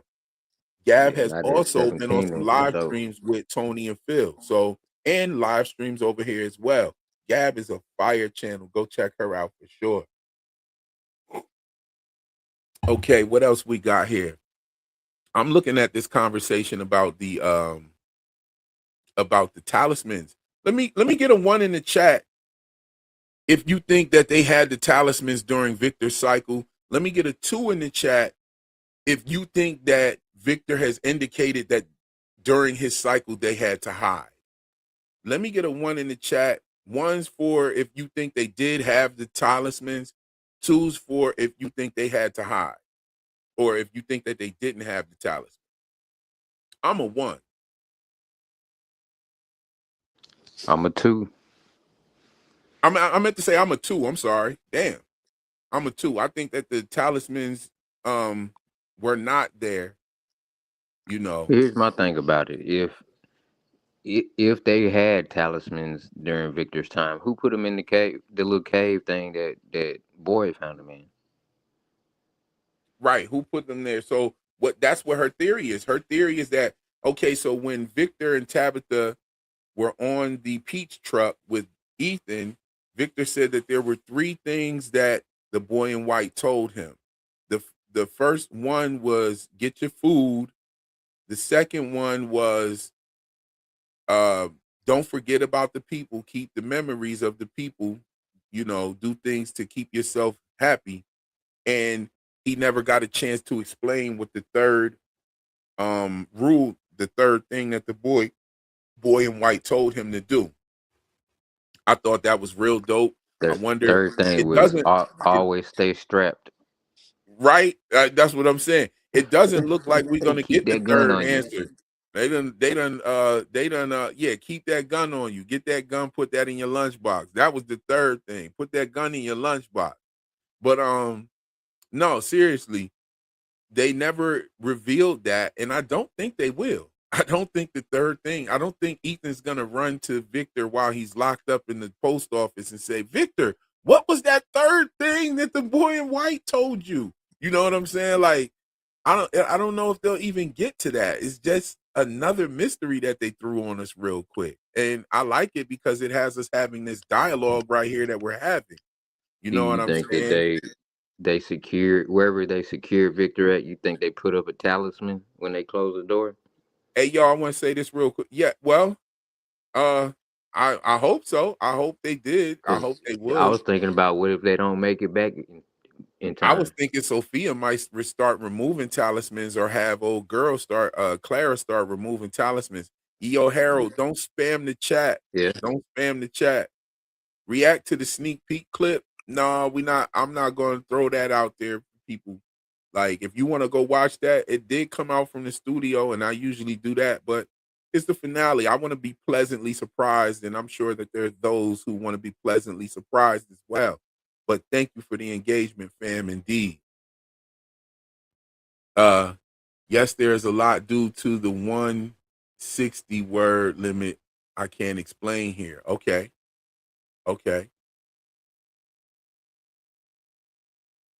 Luna Cascade with the 2. What happened to the dogs? I think, yo, was that is Luna? You got the $2 super chat. Is that your 2? Do you think that they had that they didn't have the talismans? Are you on team 2? Because I'm on team 2. Thank you so much for your generosity, sis. It's much greatly appreciated indeed. Yeah, yeah. Don't spam the chat. Thank you, no context. I'm glad you was up on that. We Yeah. got a lot of twos in the chat. Maybe What did happen to the dogs? what did happen to the dogs? That's one of the biggest questions for me. Like, what happened to the dogs? Do What you were the think we'll dogs see him about? again? Yeah, because the dogs obviously had to be some kind of ghosts and shit too. I mean, they they were in Victor's cycle. Victor saw the dogs in his cycle, and we have gotten nothing really much from the dogs for a long time. And they've never given us any rhyme and reason or told us what the dogs were about whatsoever. You know what I'm saying? Then we see the dogs again during this cycle, during the current cycle, with Jim and Tabitha in the woods, and Victor fires off the pistol to get rid of them real quick. So, I mean, what does that mean? Like, how are they still the same age? They look like they didn't age. They definitely didn't age 40 something years. Them Right. dogs would not be looking like how they look. You dig what And I'm saying? dogs age faster. Absolutely. And judging by what the boy in white looked like from Victor's flashback in the dog's den, are the dogs aging along with the boy in white? Because now them dogs is old as hell and ain't gonna be running through no forest. Like, he looks like he's aged at least 8 years. Like, he looks like he's at least, there's the picture of him right there. He looks like he's at least 8 years older than the boy in white we saw waving at Ethan. So, if the dogs have aged 8 years, then their asses is meatloaf. Unless they're just magical dogs that can run around and they don't get gray or whatever. There's Luna Cascades too. Yes, I think too. A lot of people think too. A lot of people think too. He never mentioned the monsters growing up. Yes, he did. Yes, he did. He said that they had to hide from the monsters. He said when we had to hide from the monsters at night. He literally said that. Yeah, he said that to Jade out there at in the car graveyard. He said that out to Jade. And he said it to Tabitha as well. You know what I mean? Jerry said one, it doesn't say we just know Miranda wanted her kids to hide from Christopher. No, I just what I was just saying. Victor said we had to hide from the monsters. He said that. Was Christopher the one going around taking all these pictures? Well, I mean, his ass was in the picture. So there Okay, was so somebody somebody else else had to be taken. somebody else had to be taking the pictures. You know what I'm saying? And I'm definitely guessing that it was probably from that same enchanted camera. You Yeah. know, you So who's know. going around taking all these important pictures that we finding out? Okay, we got another one in there. I'm not sure. That's crazy because we know Elgin was going around taking pictures. I mean, maybe those pictures will survive the whatever that's gonna happen. We got Percy in the chat with a 1. He said the symbols are on the talisman. The the symbols on the talismans are ancient symbols that originated in the Canaanite alphabet. So does that mean that does that mean that the people in Victor's cycle had the talismans in the houses? I agree with you. The symbols on the talisman, that shit looked like that shit was done a very long time ago. I agree with you on that. I mean, if you take and carve some shit into a rock, it might look old anyway. I mean, you could probably tell how old the rock is, but you can't tell when it was carved. Let's just say like you carbon dated. They say carbon dating. They claim that carbon dating can actually tell you the age of a material, Yeah, right? but you That's what the can't claim is. carbon date rock though. Right, but here's the thing. Like if you can't carbon date when some shit was cut. Like let's say you can tell how old a rock is. Let's say you could tell how old a piece of wood is. You still can't tell when that wood was cut.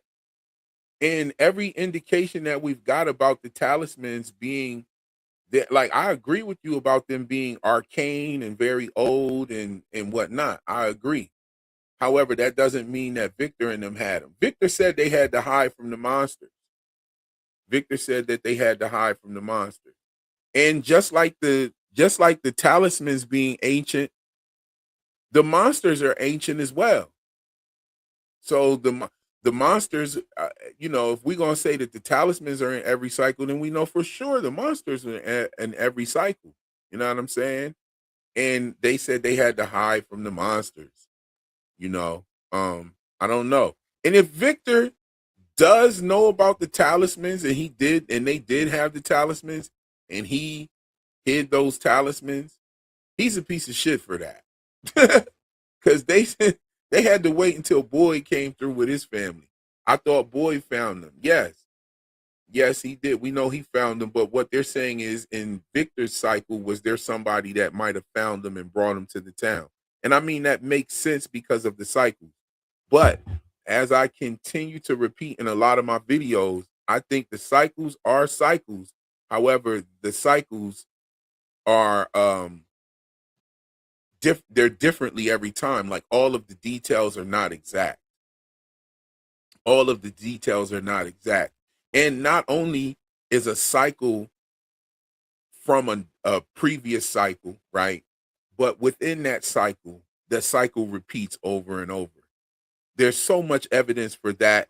There's also so much evidence for the reincarnation now that we look back at it, and they're adding more by literally telling us who Jade was reincarnated as before. You know what I'm saying? So the evidence is there for that, and the evidence is there for cycles within a cycle. You know what I mean? The man in yellow kind of cleared that up because he And it said also, the the Tabitha. cycles within a cycle also explains all of the Vesica Pisces symbolism and the egg symbolism. It totally just explains that. You know, I see it. For me, I can see it as clear as day. Like, but for some, like everybody else, you know, some people are gonna look at the show in different ways. And I respect that. I love it because that's what brings the dialogue. You know what I mean? Yeah, the man in yellow even said to Tabitha, you doing something different this time. Boom, Margaret Which just drops another good one. He wouldn't have that had to hide in indicates the that truck. she been doing different stuff, but it's been the same almost. He wouldn't have had to hide in the peach truck. And I think that the peach truck is I think that that can opener rock, I mean, how random was that? Because like people are gonna, the first question is gonna be, how in the fuck was Victor opening up cans of peaches and shit? And they explain it. And he gives him the rock. He says, here, I think you should keep this. That rock looks like the same kind of rock that the talismans are made from, and it might even serve the same purpose. It might even have different abilities than the talismans themselves. That rock or that ore could possibly make arrowheads that kill the monsters, might kill damn near anything in that place. You know what I'm saying? Shit, like who knows? Like I don't know. I'd have been trying a bunch of shit. I don't know why they don't have any swords. I don't You know ever why try they haven't opening a tried to. can with a rock? I don't know. I don't understand why they haven't tried to behead a monster. Why they haven't made any kind of traps. Why they haven't made like a brought all them damn cars back into town and made obstacle courses out of that shit. Yeah, make a pitfall or something. Make pitfalls, okay? Make Molotov cocktails when motherfuckers start coming up to the house, we light their ass up before they even get to the porch. Just You do know some what I'm old saying? Home Alone stuff to him. Like, oh man, even do some Home Alone shit. Like, yeah, Colony House, come on in, come on in. We got a way out. We got this, we got that. You know, we We got got escape route. oil on the floors Come and on shit. in here. We gonna lock y'all asses up in here. Put the talismans on the outside of the door. God damn it, and burn this motherfucker down. We gonna see if y'all can walk on marbles. Yeah, we gonna work on this thing here. I don't understand. You're talking about the town pushing back and all that. Oh, it pushes back when you do the shit. They're gonna kill us anyway. They're trying to kill you anyway. What the fuck? We going all out. What you gonna do? Just sit around Colony House and smoke weed all the time? Nah, we gonna be smoking some weed, but we gonna be smoking the weed while we drawing up plans for devices and shit. We had Jim in there. He was a damn engineer. You got Jade in there. You got motherfuckers that's ready to get down and dirty like Kenny. Ellis, he just need to go sit down somewhere. Like he's useless. You know what I'm saying? But the only thing useful I think he's been doing is he's been painting things that we're seeing. We saw he painted two Puritan guys carrying children or blankets. Some think they're blankets. We also see that he painted Tabitha at the tower, or he painted a female face amongst the reflector panes of the tower. That is obvious. You could even see the fish's net behind it as well. So, I mean, Ellis is probably getting visions and not even fucking paying attention to them. You know what I'm saying? The funniest shit he ever did was closing Roger up in the cabins and running through that woods like Close that. the doors. You know what I'm saying? Close the door. Hey, he's an elite door closer. Exactly. He's an elite door closer. You know what I'm saying? But shit, you had all them people up in there. When you had Jim and Jade in there, and y'all trying to build a motherfucking radio, man, built a goddamn catapult. And you know what I'm saying? And we get some bombs jumping off in this motherfucker. They come through the woods and you come in here. Like and these motherfuckers are walking, man. They're walking. How come I wish Michonne would have got caught up in this place from The Walking Dead, and she would have been up in that place. She would have been slicing motherfuckers' heads off. I He would don't have give a had fuck what it two of them on is. chains walking around. That's what I'm trying to tell you. I don't give a fuck what something is. If you cut the head off that motherfucker, most likely he's dead. unless that motherfucker start walking around and go pick the head up and put it back on the neck. But see, if I chop your head off and then you you turn around and go for the head, I'm gonna start chopping your fingers, arms. I'm chopping you the fuck up. You gonna be looking like sushi up out this motherfucker. Yeah, we're gonna Like, make an example out of you. yeah, we're gonna make an example out of you. You saw how they walked away when he killed Smiles Davis, right? They'd Yeah, be they walking want the away like that. smoke. You saw how that doll was trying to get the fuck up out of there with them burning hands when she. That's how the fuck they gonna be getting the fuck away from me. I know the bullets ain't gonna work, but man, we gonna get in here. We gonna take some of these car doors and we gonna bend that metal. We gonna fabricate some fucking swords out this bitch. And we gonna let Marielle cut your hair. Marielle's cutting everybody's hair. That's the warrior haircut. If you want to get down with this shit, meet Marielle at the clinic. She's going to cut your hair. We're going to have your sword for you. We're going to try to make you some armor and all that shit. And we going to goddamn go at these damn slow walkers. We chopping legs off, heads off. What the fuck are y'all doing? Like, y'all haven't done the goddamn thing. I just think they brought a bunch of soft people up in this motherfucker. See, the town picked its battles. The only raw motherfucker that they got up in there was Boyd. I bet you Randall will get down with it. I bet you Randall will get down. I don't know. Randall will get busy. Yeah, he looked like he'll get busy, I especially think with him. Kenny will get busy too. Kenny will get busy in real life. Kenny actually practices martial arts like in real life. Like he's a real actually trained fighter. So Kenny get busy in real life. And you saw how he hit Smiles Davis. He hit him with the Warren Sapp. Yeah. You know what I'm saying? We got Annie Takamaki with the super chat. Thank you so much. And she says, I think the boy in white knows because he's their surviving son. Okay.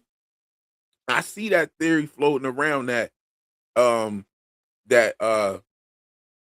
Tabitha has a boy and a girl child. Miranda had a boy and a girl child. Possibly. Tabitha has 3 children though. Right. That's a very good point. Very good point. Yo, you know what would be heartbreaking is if we find out that Julie is the one that made the phone call to get rid of the other baby because it only supposed to be 2 children. That would be, it would be fucked up if it was on accident, but it would be even more fucked up if we find out that she did it on purpose. Right. Like, yeah. Like, that would be crazy. But I think that there was a time where Thomas came in there with them. I think there was a time. There's 2 different RVs. I pointed that out. It's undeniable. It's undeniable that there are 2 different RVs. Okay. Now we're seeing the same thing with Miranda's car giving Tabitha visions of the Hornet car. I don't even want to call it Christopher's car because we don't know who the fuck's car that is. Because if your mother told you to hide away from this dude, why did you hide your sister's pictures that she drew in that man's car? I've been asking that since season 2. I've been asking that since season 2. Why in the fuck did Victor hide Eloise's drawings in Christopher's car? That shit makes no sense. And then now we see Miranda driving Christopher's car. What if Victor don't even know which fucking car is which anymore? Right. We talking about a guy that forgot he had a sister. How you forget you had a sister?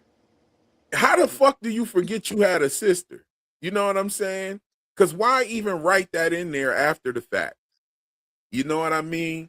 But that's what actually gives credence to this, because what if they did have the talismans and fucking Victor just forgot about them? Like, oh yeah, it's these things that keep the fucking... I think Victor is lying. I don't think I can't believe somebody forget they have a sister. I think he was just lying. I don't know though. Like the way he broke down crying by that car, it seemed pretty real for me. It seemed pretty real for me. You know what I mean? And you know, another thing that adds credence to it, T. Reed says, whenever the cycle resets, everything starts over. So I don't think that the talismans would just magically disappear and reappear in the hut. I do give some credence to that somebody would have to go gather the talismans and place them in that hut. You know what I mean? I've been seeing a lot of people talk about Julie is who put the talismans there. That's a very good theory as well. We don't know. We don't know. Hopefully, in another 24 hours, we'll be closer to knowing. You know what I'm saying? If we're not closer to actually knowing or finding out, if we don't get some serious motion this episode and we don't get some serious answers this episode, I think it's safe to say that we've been strung along for fucking 7 years or so. You know what I'm saying? I think it'd be it'd be fair to say that. Cause like I said, y'all, correct me if I'm wrong. But you didn't know shit when you left season 1 at all, other than Boyd found the talismans. That's all you figured out. That was a question. Where did these talismans come from? And then it took them all the way until, the Boyd's backstory for them to break that down. And then they connected it to the death of Abby, which was brilliant writing. I loved it. I loved it. He was the going out into the woods and finding things began to affect him like a drug that he couldn't stop. He had to keep going. He had to keep finding things. He was in his Mr. Fish and Loaves bag, heavy, but he forgot about his family. That's like a drug addict. That's like an alcoholic. That's like, you know what I'm saying? Sometimes people would sacrifice things for their family. You know what I mean? Or the other way around. Sometimes people will sacrifice their family for things. And I think that's why Ellis was so pissed off at Boyd. Like, yo, bro, it's not that you shot Abby. It's that I tried to fucking tell you that she was spiraling. It's that I tried to tell you to be here for your family and you didn't listen. You didn't heed the call. And it just, where does that connection fall in place? Because you see the same thing with Frank. He was the alcoholic who got, had to stay in the bar overnight. Well, I think we find out later that was the reason why he was probably slapping Frank so hard. He was kind of slapping himself. Right. He was slapping himself and he was saying a man protects his family. A man protects his family. You see what I'm saying? And that's what he was saying. And he meant that shit. He was looking at dude, that along with Megan, them killing Megan right at the beginning, and that whole scene is what locked you into From. The little girl getting killed by the granny monster, you were like, oh shit, what is that? Then the title credits come on, you watch the title credits, and you see Frank getting the bullshit slapped up out of him. That right there is what locked you in. That pilot, golden. You see what I'm saying? But we see this same thing happening with Tabitha. Tabitha, this season, wrote a letter. Like, here's the course of events. She finds out Jim's dead. She realizes that it might be because knowledge comes at a cost. She starts trying to fucking scrape the words off wash the words off the barn wall. She was like, yo, the knowledge comes at a cost shit is making me know that I'm the reason why my husband died, because we told him what the fuck was happening. We told him what the fuck this shit said, and I know that's why. That's why she's trying to get that off. They get Jim's body. They pull his body out of there. She goes in there and says, I've got the kids. I'm doing this. I'm going to do that. We can do this without you. You know, I'm going, don't worry. I'm going to take care of them, blah, blah, blah. Very next episode, she's writing a letter to Donna. If something happens to me, take care of my kids. Straight grimy. Like, what the fuck? Straight grimy. So we're seeing that same, like, I've got to figure this mystery out. I've got to save these kids from the tower, affecting her like a drug. You know what I'm saying? So with all that being said, and how this town has these sort of effects on people, in the chat and Ray, let me know about how you feel looking at the situation with Boyd being addicted to going out there and solving a problem, Frank being addicted to the alcohol, Tabitha being addicted to the situation. Jade was heavily addicted to the situation where he just put himself in a bottle, climbed out the bottle, broke the bottle, put the glass pieces, put bottles on the floor, you know, got notes out the bottle. Like, he is totally locked in.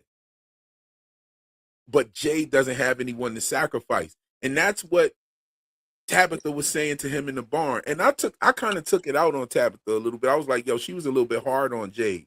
But nah, Jade, you really don't have children and shit. And you really don't have anybody else here. So you don't know. You don't understand what's at stake. So what do y'all think about that?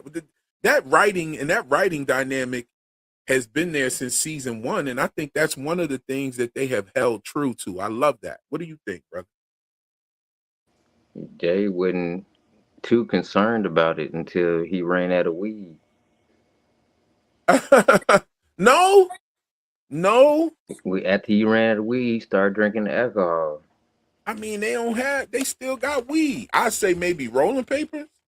He's like, yo, this is my last rolling paper. I remember him saying, you know what I'm saying? But no, they still got weed. But I'm saying like this. Like even one of those visions was on his ass. Yeah. Fucking ventriloquist dummy was coming up while he was rolling up the weed. Right. But it felt like he didn't want to start doing nothing about it until after he ran out. That's interesting. That's an interesting thought. You think so? You feel like he didn't really want? I don't know. I feel like he was trying to figure shit out. That's why he was smoking. And he kind of was pissed off that the rolling papers was gone. Yeah. Like that's how I kind of looked at that. But Jade really doesn't know, what it is to have to be responsible for someone else. You know what I'm saying? So he kind of is not really true. He's reckless, kind of. He's kind of reckless. Kids to somebody who don't have kids. Like, he's kind of reckless. It's just a different thing. Nicole said the dogs are kicking it with Eloise. Jess said they're dead. Jess said the dogs is dead. They definitely dead if they 40 years old. They definitely dead if 40 years has gone by. Randall was scared by the monster for a reason. Why?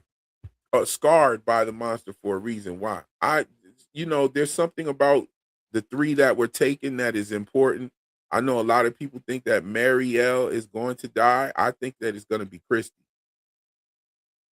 I think it's going to be Christy. Christy has been saying some real shit this season. However, she's still like trying to make logical sense of things. And anytime anybody says something, she's like, man, this is a mushroom. We're doing all this for a mushroom trip. And you know what I'm saying? She's very skeptical of these things happening. But sis, look at the fucking environment you're in. You're in a nightmare. You like none of this shit seems real. So like you gotta, yeah. Don't discourage people from telling you, you know what I'm saying? It's that kind of attitude that made people like Clara never say like, yo, somebody approached me when I first came here. I don't even know if it was real or not. You know what I'm saying? Like, yeah, Christy was kind of being a dick. Yeah, but she was saying some real shit. And she's hobbling around on that leg too. You know what I'm saying? Now she's rocking a plumber's jumper. Hey, Cole said something about smoking Bible papers. Smoking Bible? What? Wasn't no Bibles there. Now they got some. Who else can smoke Bible papers? I've seen people do that. I've never smoked Bible papers in my life. You know what I'm saying? I'll go get an apple and put some holes in an apple before using like paper. Like that is not meant for rolling up. So some people, you got to get one of them old ass Bibles, bro. Like I bet I'd rather go get a banana leaf outside, like dry that shit off. You know what I'm saying? Like Bible papers. I've seen people do that. People I've do that seen in it done prison. before too. Yeah, I've seen it. I've seen it. You know what I mean? Demo said, just popping in real quick. Got to get to work in a few. Demo, shout out to my brother Demo in the building with us. Sophia Yeah, planted yeah. that picture like she photoshopped Boyd. You think she planted the picture? I don't know. Why would she plant the picture? So Elgin could find it, so she could kill him. I Didn't mean, she should cut to the chase Sophia and go kill him. through all that stuff? Say what? Didn't Sophia go through all that stuff? Yeah, that's the weird thing. Like, why is Elgin the one that found it? You know what I'm saying? He's also the one that I mean, why is Elgin even looking at after I just saw the Polaroids? And I he wouldn't have found it even with picked one them eye. shits up. And I wouldn't have even picked them shits up and looked at that shit if I was Elgin. Dude, like every time you see a Polaroid picture, you should start twitching at this point, bro. That shit Yeah, led to you getting he your used to fucking have eye pulled out and your hand PTSD. disfigured. Yeah, Like, why the fuck? What'd you say? you said he should have PTSD. Yeah, he should have some serious PTSD when it come to anything. If a motherfucker say Polaroid, polar bear, polars, opposites, anything, Elgin should start twitching at this point. Like Yeah. Polaroid. Don't say nothing about no Polaroid around me, Anything to man. Like start with a P. anything, yeah. Motherfucker say polar bear, Elgin should just start twitching and like trying to get out the room. Like, bro, they took your eye out. But they probably took a piece of that brain out with him because his ass wasn't thinking at all. Like, why the fuck No, would you take that shit right to her? he was Like, in yo, there doing. I found you in this picture, yo. Shout out to the like, He was in there doing the Harlem Shake. and she don't be bullshit. She don't be bullshit. She just told him straight up. She's like, yeah, because that is me. Like, I can only transform into people that die in this place. Now you're next. I I'm about to hate transform into you, motherfucker. I hate it when I'm watching horror stuff and people do just sit there. Like Yeah, the second she said that, or you had a second chance when she told Claire to lock the doors, I'd have been like, man, fuck that shit. I'm I slapping would have both you knocked bitches. her and I'm getting the Clara's fuck ass out of the here. fuck out. I Yeah, would I'm have knocked slapping both both of of y'all. their I'm ass getting the out. fuck out of here. Yeah, I would have. As soon as that shit happened, I would have not. I mean, dude is like 3 times, 4 times bigger than her. Why is he even scared and stepping back? I would have. I would have. Definitely. Hold on. What's going on? Somebody putting spoilers in the chat. Clip their wings. Don't know. Ain't no spoilers. Yeah, please don't do no Clip spoilers. them right on up out of there.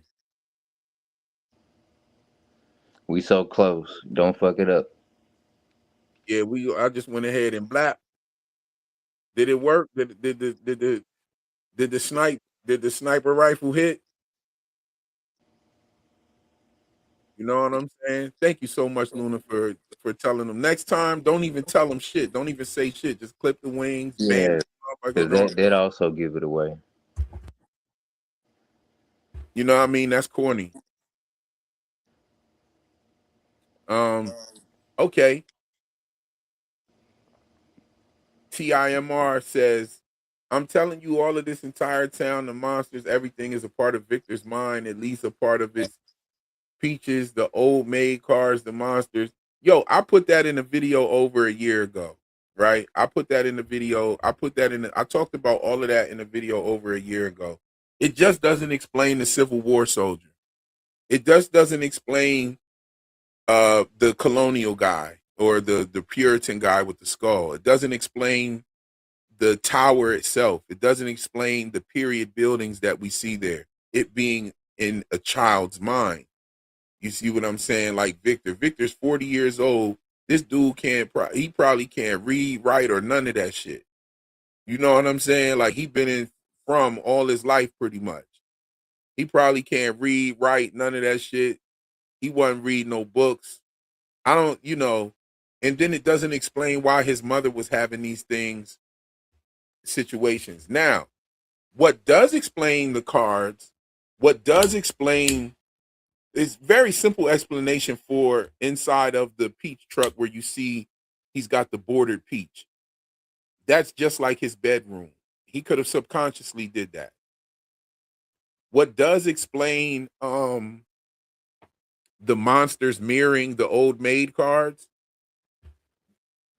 What I think that is this place has not just influence inside of Frumlin, but it also has tentacles on the outside. And we've seen this with the boy in white showing up to Tabitha. We don't know if that was a figment of her imagination or not. We don't know. But we do see other things like the Brian and Kelly situation with Boyd and then the couple coming in, Brian and Kelly. You see Mr. Lou was hearing voices. Father Khatri heard voices. Like, I think that this place is just not limited to this.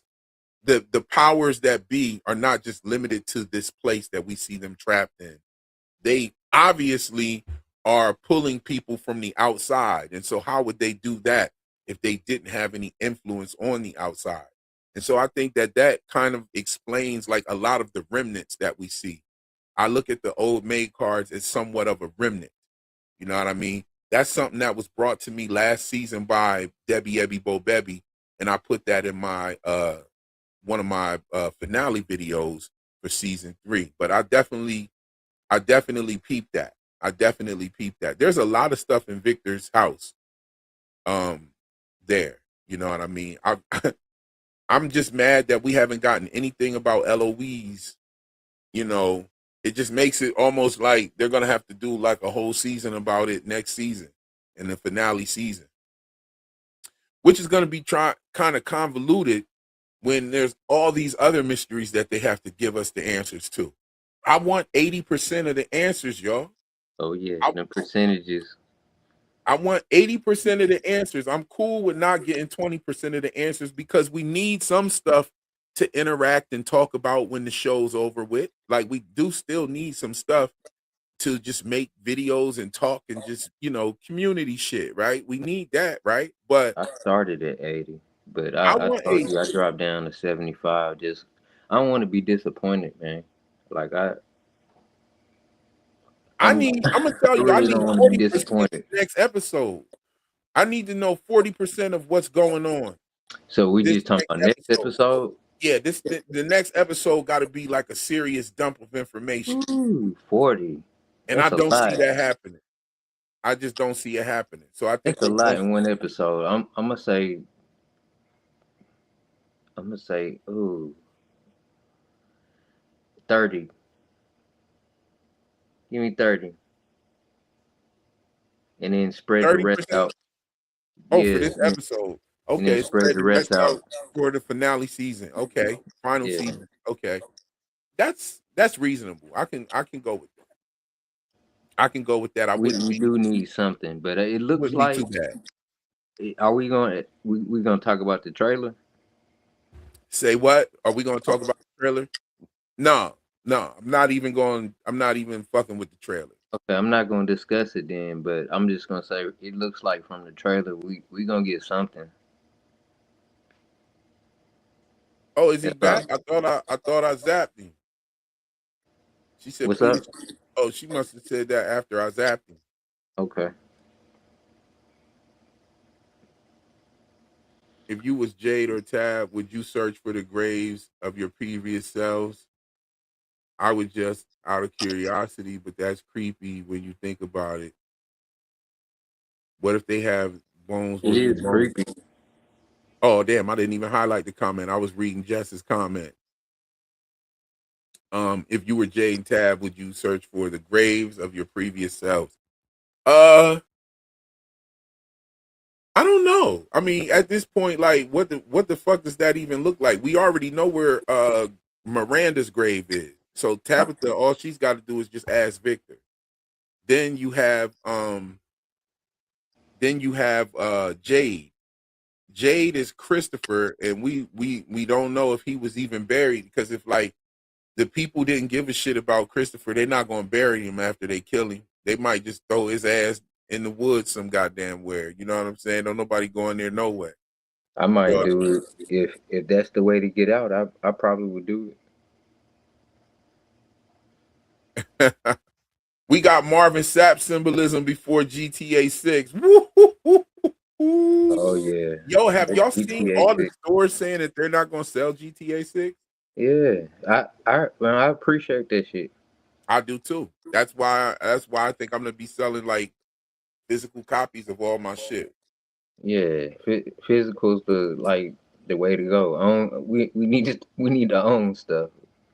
They keep trying to slowly wean us into this stream and everything, but we need to Elizabeth own D stuff. said, Real said he'd have built a catapult by now. By Oh Yo, yeah, that's real really shit. build a trebuchet. Yo, shout out to Annie Takamaki for the super chat. Thank you for your generosity. Sis, she says they gonna need to build a motherfucking ark for the storm. Okay, that's what I'm talking about. I'm with you on that one. I'm waiting on the storm. I'm waiting on the storm. I think there's gonna be an eclipse. I think there's gonna be some old shit. Like I said that in my last season theory videos before the season 3 even started. But yo, let's get into this real quick. Let's get into this. At a time, and I'm wondering if that episode 9 can hype on your way in, and let's get into this from season 4 episode 9 breakdown. So the first thing that I want to talk about is the boy in white and how he keeps saying that they're running out of time. And I'm wondering if that has something to do with him aging. Back in season 3, they had 2 different actors play the boy in white, and one seemed like the younger version, and then we had the other version that had clearly aged, which was the original character. Now I want to say this real quick. These two that I just showed, the boy in whites that I just showed, are both from season 3. This boy in white, hold on. This boy in white right here and this boy in white right here are both from season 3. So I'll let finish from here, and then I'll make my point about that real quick. That had clearly aged, which was the original character or the original actor, and we could see that he clearly aged when he told Victor not to cut that tree down. So when he keeps saying that they're running out of time, I don't think it's about the people in town. I think it could be about the cycle itself, him aging, or him becoming less able to interfere. And that may be why he's suddenly sounding so urgent. Maybe his aging is connected to Victor's cycle, because besides him being the same actor that's playing him, the writers seem to have been leaning into this fact that the actor is getting older. And to be honest with you, it does seem like this was the plan all along, with that picture of the older looking boy in white in the title credit. You know, the one that has the crow on his mouth. And we also, it was revealed to us that in season 3, it was a painting of Miranda's. So that tells us that it's definitely worth paying attention to. Now, so. All right, so what the point I was making there was this. They used specifically 2 actors to play the boy in white. They used the actor to play the boy in white that shows up to Tabitha on the outside, and he literally waves at her. So it was supposed to be the boy in white. She follows the kid and goes to the ice cream shop, and it's a totally different kid. It's not the same kid. So either that was a figment of her imagination, or the boy in white in the younger form appeared to her on the outside. So, but then later on in the season, they used the original actor despite of his aging and his obvious age and growth, right? Why didn't they just use the boy in white that they hired to show up to Tabitha? You know what I mean? It can't be because he doesn't look like him, because he didn't look like him a lot. Like he really, like you could obviously tell that it was a different actor, but he didn't look like him. But neither does the original actor. Doesn't look like himself either. You know what I mean? So it's obvious that they're leaning into the fact that the boy in white is aging. And I'm thinking that when he says that time is running out, I'm thinking the older he gets, the more he can't interfere. somebody put a comment that I highlighted. Why is the boy in white's vocabulary so limited? I think it's because of that. I think he's not allowed to say much anymore because he is getting older, time is running out, and he may be losing the power to interfere directly with things. It Because sounds like some timey-wimey shit. okay, but he's definitely been like very indirect. Even when he spoke to Sarah, his mouth didn't move. Like she like literally just heard his words in her head. You know what I'm saying? And him pointing to the tree, which kind of makes me wonder why his mouth didn't move and they just conveyed the to her like that, you know, and showed us that his mouth didn't move. However, they also show us that the rain was able to make him wet. You know what I'm saying? So the rain did affect him as if he was physically there, you know, but he didn't move his mouth. So like, what the fuck was that about? But I think they're leaning into that. We got a super chat from Gina Lloyd. Nick's Ticks Memes in the building. Thank you for your generosity, fam. And she says, maybe I'm late, but did we discuss Julie on the top left corner of the Polaroid that Elgin found? Yes, we did briefly discuss it. We haven't got into it. I wish I would have known about that. I would have definitely talked about it in this video. Yeah, I didn't see that. Because I mean, yo, I'm glad that there's people out there that got the magnifying glass out. I think that is a really dope find. I think that's real crazy. Sophia confirmed a couple major things in this episode, and one of them is that this is a place of ritual. I've been pointing out rituals all over this show. You had the blindfolded ritual when Fatima gave Julie the space in her and Ellis's room. Jim also covered his eyes when he was walking into the vestibule with Tabitha at the clinic, and he stood right on the checkered pattern on the floor and crossed his legs. Jim also had the Hiram Abiff libation ritual with his family before Jade walked in, and they had they both touched each other on the chest part. You had Elgin's unholy Eucharist with Fatima drinking that blood. I want to explain the Jim and Jade touching the chest part. Okay, so you've seen Jim and Jade touching each other's chest right there. That was the palm gesture, okay? Now, we saw the palm gesture when Jade placed his palm on the tree and he began to have the vision of the Civil War soldier. Okay, the Civil War soldier chases him and stabs him, right? Stabs him in the whole nine. And Jade doesn't wake up out of that vision until Jim places his palm on Jade's chest. And then Jade wakes up out of that vision. Then you have the shot right there with them placing the hand on the chest. Then when they found Jim's body, they made a point to show Jade place his hand directly on Jim's chest. So this means something, and I think that they're hinting that Jim actually has some ancestral ties to this place. That may be why his daughter is able to story walk.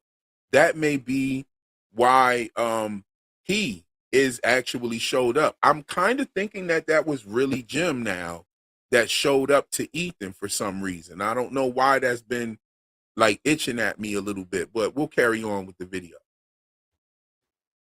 In the chest part, you had Elgin's unholy Eucharist with Fatima drinking that blood. You got Sophia with her incantations, the egg, and, reanimating corpses. And she used the ritual to do that. She also used some sort of ritual where she's gathering teeth. I mean, you had the choosing ceremony, Martin and Boyd's blood brother ritual, Smiles Davis and Boyd's blood brother ritual, and now we got the blood brother ritual with Clara and Sophia. I mean, the children, the slabs, the talismans, the whole damn town is a ritual.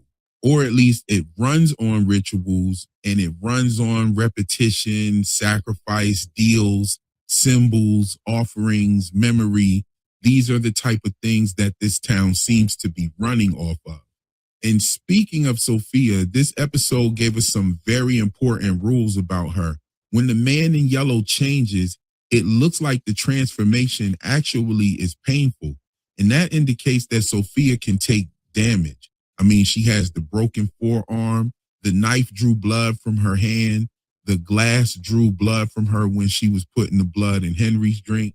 So this entity is definitely powerful, but I think when it's in the human form, it's not very untouchable. You know, you can actually hurt this thing or at least slow it down, maybe. I wonder if we'll see some fighting with Sophia or something like that. It would be kind of crazy. There was another detail as well. She had to call for Sarah in the house when she was checking to see if her and Clara were alone. That tells me that Sophia cannot see into every space in the town at all times. And that changes how we should look at a lot of the stuff that we saw earlier, too. The reason the man in yellow knew Tabitha was digging that hole in the basement may not be because it was able to watch everything like an all-seeing God. It's probably because these events have happened before and the cycle repeats and he or she knows the pattern. That would also explain how fake Thomas on the phone knew that the ambulance was coming back with Tabitha. And it also explains why the monsters knows everybody's names. They know it because they're not watching it like cameras or some sort of telepathic vision. It's more like these things have happened over and over again. And just from them playing out over and over again, they remember things. And if that's the case, then the entities inside this place are working at a script that's already been performed many times over, with slight alterations and things happening differently, of course. Now let's talk about Sophia for a second. The broken forearm immediately makes me think of the solve et coagula on the arms of the Baphomet. Dissolve and coagulate. And those two words could be, you know, and well, they actually have meaning when it comes to water and blood. And we saw Fatima break the glass of water in the clinic when they was checking for her pregnancy, when they didn't see her being pregnant. And she also broke the jar of blood that Elgin was trying to give her after she drank some of it, of course, but she broke that up against the wall as well. But dissolve, coagulate also means to break apart and put back together. You know, destroy the old form and remake it into something else. And that's exactly what Sophia has been doing. She's been breaking people down. You have Henry, Clara, Elgin, Fatima, and she manipulates and dissolves the identity of these people. She puts fear, grief, and guilt into them. Like we see a lot of guilt going on with Henry. You know, we see a lot of fear going on with Fatima. She doesn't know what she's going to do, to the point to where she's up there making a mud demon or a mud golem to protect her and to feel stronger in this place. And we even seen what happened to Roger, you know, how he was killed and then turned into a rag doll. And that also, you know, represents the rebuilding part. You know, his mouth was sewn back together, his eyes, the buttons were placed on his eyes, and she even.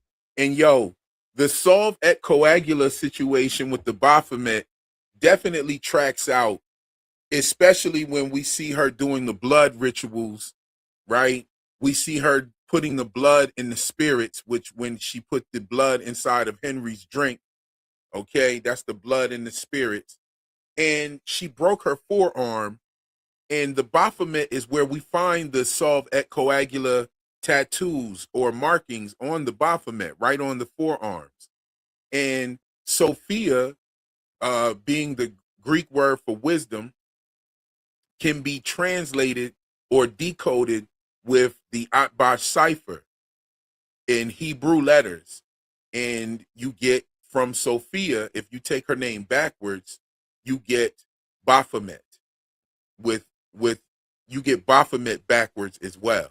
So boom, like it is what it is. Like, so that means that Sophia inverted would be Baphomet.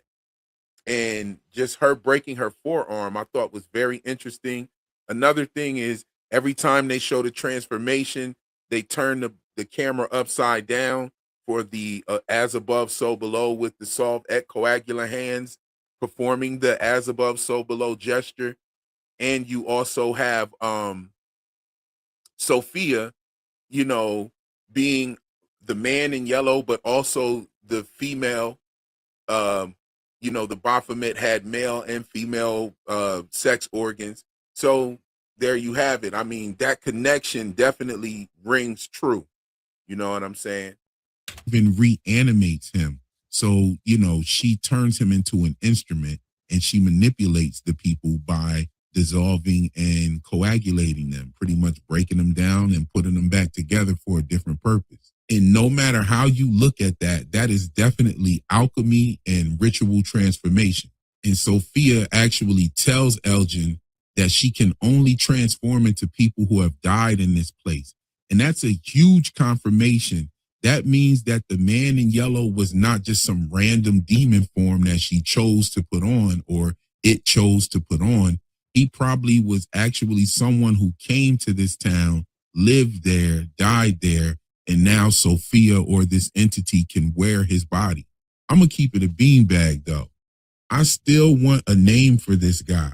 I want to know what cycle he came from. And I want to know who he was before he became Old Yeller McNasty, the Nightmare Lounge singer. I mean, I think the song that he was humming when he left Tabitha by the RV may have been Satin Doll by Duke Ellington. That yellow suit definitely fits that time period perfectly. It gives that old jazz club murder in the walls kind of vibe, you know? And the show made it a point to show the man in yellow having those red and blue veins on the abdomen like Fatima. So maybe Fatima is going through that same type of.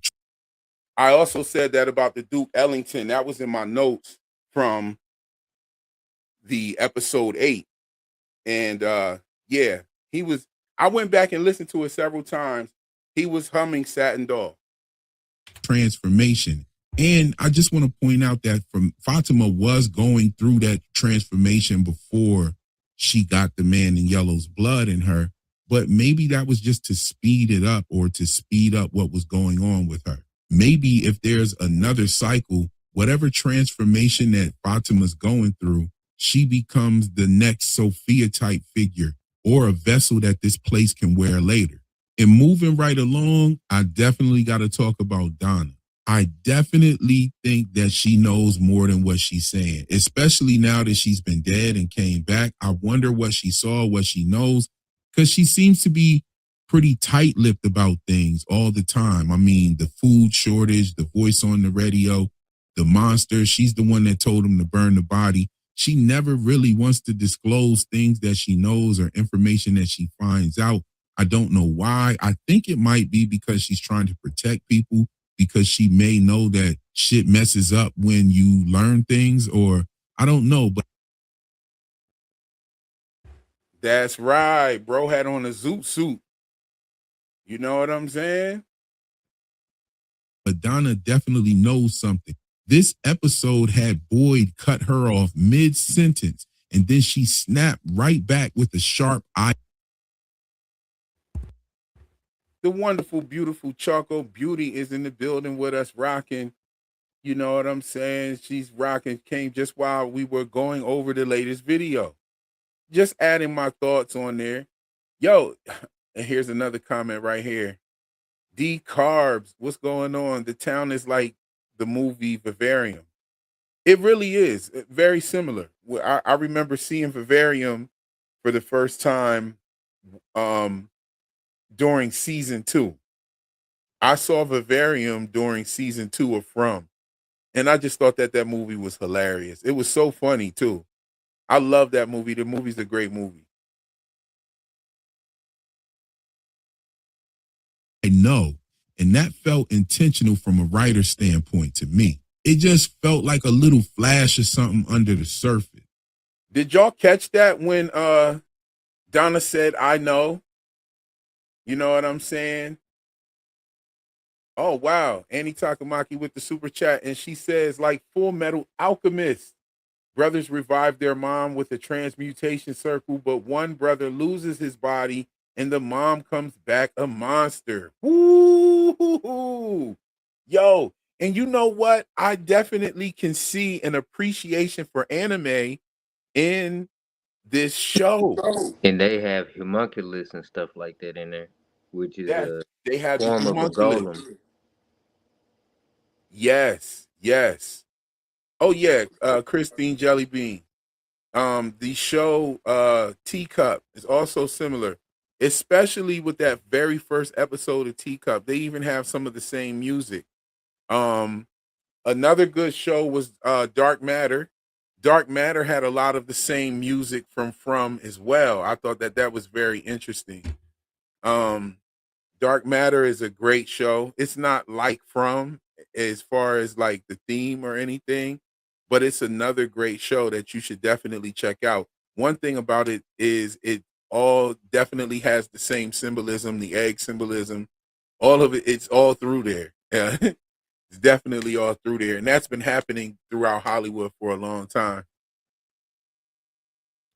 Have y'all been seeing all the exclusive clips for episode 10? Nope. I've been trying to stay away from them. I want to be pleasantly surprised with this. You know what I mean? Or I've been staying away too. I want to be pleasantly surprised or earnfully disappointed. Dark Matter is the truth. Okay. Yo, let's just skip a little bit through this video and get to the esoteric portion. First, we could watch this part though. Hold up.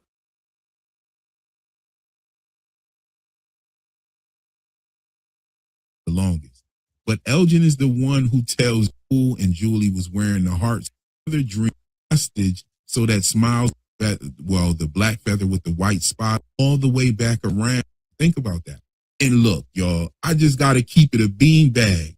His ass shouldn't have been out there trying to smash Clara in the first place. Talking about we about to build a rope ladder. You want to help us tonight. Like, dude, like, what are you doing? Put the eye patch on. Go sit your ass down somewhere. Haven't you done enough? I mean, first you drag Fatima by her Ugg boots, and now your stupid ass done found a picture of Sophia and took it right to her instead of cuffing that shit and going to tell somebody. I mean, you would think Elgin wouldn't even want to see a picture of a Polaroid at all for a while. And Sophia telling Clara to lock the doors had the same energy as Marvin Sapp asking his congregation for that $40,000. I said, close them doors. Ushers, close the doors. Close the doors. Close the doors. The crazy part was Marvin Sapp said, y'all ain't going nowhere but to the restaurant, and they standing right there in the diner. Yo, this shit had me rolling. We all gonna leave together. Y'all ain't going no place but to the restaurant. Lock the doors. Don't let nobody out. But right before that, though, we got to get into the reaction when Clara revealed that Jade and Tabitha would be the only two going to get the bones. Why was she so shook? Is she worried that they're going to get killed? I mean, last episode, Old Yeller told Tabitha that there was something else that she needed to do and he didn't want to kill her yet. So is Sophia worried that Jade and Tabitha are in danger? Or is she shook because Jade and Tabitha are exactly the people who are supposed to go down there and get those bones and perform the ritual in the correct way? I mean, maybe the proper ritual. Hey, yo, Annie. Annie Takamaki said, laugh my ass off at the pastor. My pastor wasn't too different growing up. Definitely charmed the congregation. Yeah, I'm going to tell you. That Sega shit was funny too. What the nigga? Like, bro, what the fuck you doing?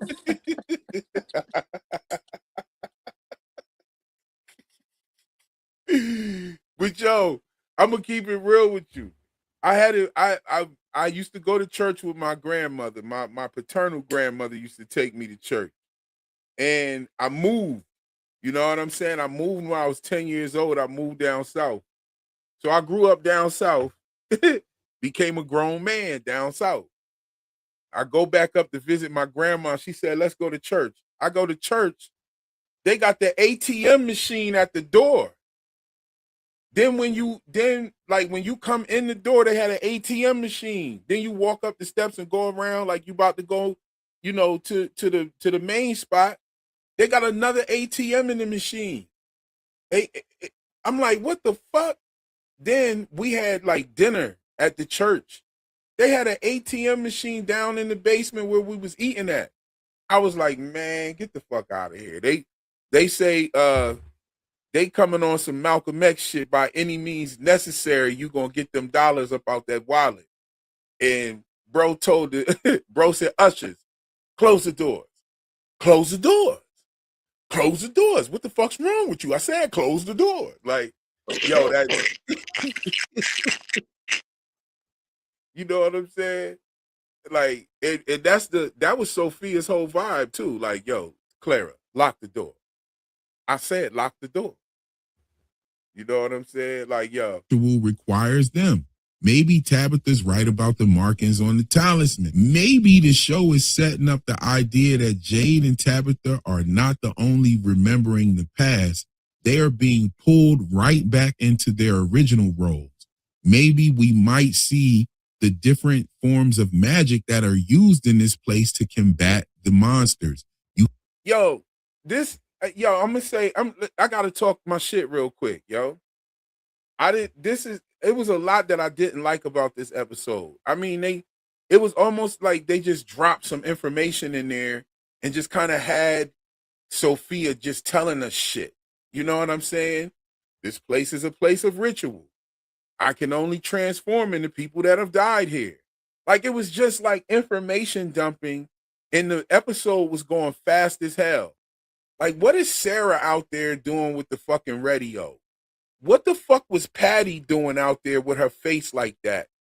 What is she even doing? Like, why is she how does what she becomes like a more important character now because her face got burnt? Like, what's going on? We didn't even know who the fuck Patty was for real. Like, now she's got like all this screen time and talking, and like now she's out there, you know, yo, your face is like, get the fuck out of here. Randall was in the bed for days after the monsters cut him up like that. You dig what I'm saying? Like, what the fuck are y'all talking about? Get her the fuck out of here. This whole scene was kind of corny with all those people out there. You know what I'm saying? Patty is a whack character. Yes, Patty whack. Knick-knack, Patty whack. Give a dog a bone out this motherfucker and get her ass. Knick-knack, Patty whack, send Patty home in this bitch. Like, get her the fuck up out of here. I don't know. they're all together to die. We got to get them all together some kind of way, right? I mean, I don't understand. Any of y'all get your ass pooped in church? Yeah, I done pooped in church. Popped in church. Oh, that's what you popped. Then she said poop, not poop. Then he said poop, not pooped. Yo, Ray.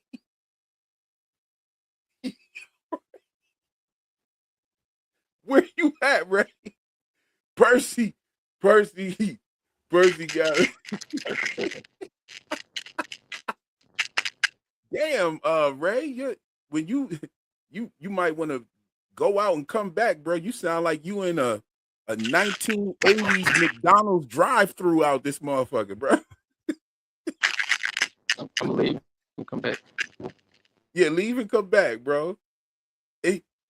Ray was sounding like Max Headroom at a drive-through in the 80s. Like, yo, I'm over here. Yo, nah, I pooped in church. I remember one time I had the shit so bad in church and motherfuckers was praying and they was singing the song, For You I Am Praying. And I'm trying to sneak away and shit. I had the shit so bad. My grandmom's looking at me. I'm sweating. I'm like, you know, the little fans with Martin Luther King on them shit wasn't helping. I said, man, what the fuck am I going to do? So this one lady had this big dress. And so I just ducked off and kind of slid up under her dress, held the cover for me. I went under like 3 pews, popped up, dipped down the little aisle on the side real quick. The usher was looking at me. I think, you know, she saw me, the lady with the gloves on, she saw me sweating. She ain't even sweat me. So she just let me on back there. Yo, I'm talking about, I shit so crazy up in church. It was ridiculous, y'all. Like, I blew that shit up. I was like 7 or 8 years old. I'm talking about I blew the back off the toilet, everything. It was crazy. And I mean, I washed off and everything, and in the bathroom, I was embarrassed as a motherfucker. And let me tell you, everybody smelled that shit in the back when they came in the back. I'm like, damn, I thought y'all was just up there praying. Like, what all y'all motherfuckers coming back here for? Get this shit some time to air out back this motherfucker before y'all come here. And then as I was walking away, you know, you hear people chattering, and then this little girl turn around and point at me and say, he did it. I was like, fuck. She done blew the spot up. My grandma said, boy, where in the hell was you at? I said, I had to use the bathroom, grandma. You know, luckily, you know, I didn't get popped after I pooped. You dig what I'm saying? You meant whooped in church. Percy Garcia summoned the whole church shit story out of me, y'all. Yo, y'all know what time it is. Y'all know when you a little kid at church how all that bullshit be happening. You know what I mean? I remember somebody else's shit story. No context, said real ate too many peaches. Yo, I'm talking about that shit was crazy. My mom whooped the Holy Spirit out of me into me at church. Yeah, that was I had a spiritual cleansing. I'm talking about blew the back of the toilet clean off. There was no remnants of the toilet. I know somebody went in there and was like, who in the fuck did this? I cleaned shit up. I was like, it was one of them shits. I was 7 or 8 years old. And I knew that I had to take my pants off for that one. I had to take the pants off. You don't want to fuck the pants up. I took the jacket off, everything. If you fuck any of them church clothes up, that is your ass. Do you hear me? I remember one time my cousin had a white suit on and he was outside eating candy and shit, joking with people outside of the church. They telling jokes and busting on each other and shit. And he laughing and a piece of candy came out his mouth with all this syrup and it just went all down his white suit. And then his dumb ass just took his hand and smeared it all in. Do you know he got that ass whooped? Do you hear me? And then I think my uncle whooped his ass for having my grandma having to whoop his ass. It was crazy. I said, oh my God. Yo, them was the days. Damn. Them were definitely the days. Eddie talking about expelling demons. Yes, indeed. She was the op. She told on me. She was like, he did it. And I was like, you little motherfucker. And you know she had like the little 3 pigtails. She had the one in the back and the 2 on the sides because they couldn't get all her shit up in one ponytail. So they just sectioned that shit off real quick. And she looked at me. She hated me too. Like she was like, she couldn't wait for some shit like that to happen in my life. And I was only 7 years old and I had ops like that in church. You hear me? So that's why I didn't go back for such a long time. But then when I went back, motherfuckers had the ATM. That shit pushed me right out of that shit again. So and now we're here now we're here on YouTube talking about Baphomets and shit. Hey, yo. Here go Ray. Ray's back. What's good, bro? You Hey, they got the tap to pay the church. Yo, I'm over here tripping. Bro said, Just use that tap to pay. She was plotting on me to slip up. I grew up in Florida. Oh yeah, man. God will never forgive you, man. Yeah, like I mean, I had to pray after that shit. I literally was like, yo, God. I was like 7 years old and I was like, yo, God, like, forgive me for that in the bathroom and everything. Like, I just had to go. You know, I took my pants off. You know what I'm saying? I ain't get my church clothes dirty. You know what I'm saying? And the church say amen. Yo. You need to do 10 Hail Marys for that.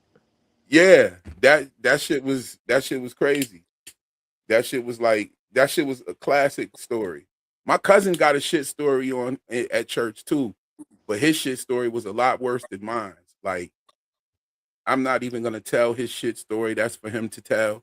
He be in the chat sometimes, so I'm definitely not gonna blow his spot up like definitely not gonna blow him up like that. But yo, let me just get to the esoteric part. Enough of the games and bullshit. We just listened to the Elgin joke. Let's get to the esoteric part of this motherfucker real quick. Hold up. Okay. He forgot about too. Or that could have been Story Walking Julie. I don't know. Either way, Jim is not done. I don't believe it for 1 second. Now, Tabitha's porch vision was wild, and seeing all the Ancouy children get back together again felt like the end of the Jackson 5 movie for a second. But I don't think they were pointing out them. And one thing that I taught everywhere on in season 2, please point out the symbolism portion of the video. I think that might be true. Now, this is the esoteric portion of the video. And on this channel, I always point out the symbolism. And hey, yo, didn't the Ancouy kids coming back look like they got the band back together in this motherfucker, bro? Like they was doing like the Michael Jackson, like how they got together at the end of the Michael movie. They was pointing and everything. It was just like, you know what I'm saying? In sync. They was on beat and shit. They was in sync. They was on beat. They was doing that was the point. Tabitha thought they was pointing at her. I thought they was pointing at the sky. Nigga, that was part of the dance move. I thought they was pointing at me. You know what I'm saying? That was the dance move in the motherfucker. Like they was, you know what I'm saying? Like they coming out with a new album and Cooey on Swole. You know what I mean? Like, yo, that's what it was hitting for. So one thing that I talked about back in season 2 was the ropes and strings showing up everywhere on this series. My homie Taryn Matheru and I did multiple live streams last season, and he talked about the witch's ladder being a part of his theory. And I think that thread of symbolism showed up again in this episode with the rope ladder. And we also had something of a witch's ladder in last season when Jay was in the bar tying all the ropes and fabrics together. But before that, in season 2, when he first went into the tunnels, he took a string with him to find his way back. And that immediately mirrors the Theseus and the Labyrinth story. In Greek mythos, Theseus uses Ariadne's thread to navigate the maze, find the Minotaur, and find his way back out. And the Minotaur connection gets even stronger when we remember Miranda painted a one-eyed creature that looked like it was about to eat the children. And in that myth, young people were sent into the labyrinth as a tribute to be devoured by the Minotaur beast. And in From, we have 7 children sacrificed, and their suffering seems to be tied to the root of the town's curse. Now, these details are not identical, but it's definitely familiar in structure. You got the hidden maze, the monsters inside, children offered to something ancient, and then you got a character using a thread to get out of a labyrinth. That's starting to look like when you put Miranda's paintings together, you're really getting like pieces of a map. And that takes me right to one of my favorite threads, and that's Boyd as the torch holder. Yo, so I'm gonna just play the Boyd and the torch holder part, and then we're gonna be done with this video. But what do you guys think about the Theseus and Ariadne thread? Like, and how Jade used the thread to get out the tunnel. That's the same thing that happened in the Greek mythos with Theseus. Like, what are your thoughts on that? Do you guys notice anything? If you are familiar with the Theseus story, do you notice anything else in that story that connects? I remember one of Miranda's paintings was of like, it looked like the creature had one eye and a green tongue and them big teeth and stuff, and it was holding the children inside like of a circle, and it was about to eat them. Like that right there reminds me of the whole like children being sacrificed inside of a maze. You know what I'm saying, with the Minotaur And then you had Jay going in there with the thread. He tied it on the tree and all of that. So, like, you know, what are your thoughts about that? Do y'all notice anything in that thread of symbolism that I might be missing? You know, let me know if you're hip to the Greek story itself. But let's get into the Boyd one, because this is very interesting. I talked about some of this before.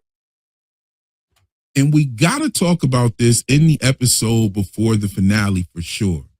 And yeah, you know, the Greek mythology, I know Percy, you know, AKA Perseus, you know what I'm saying?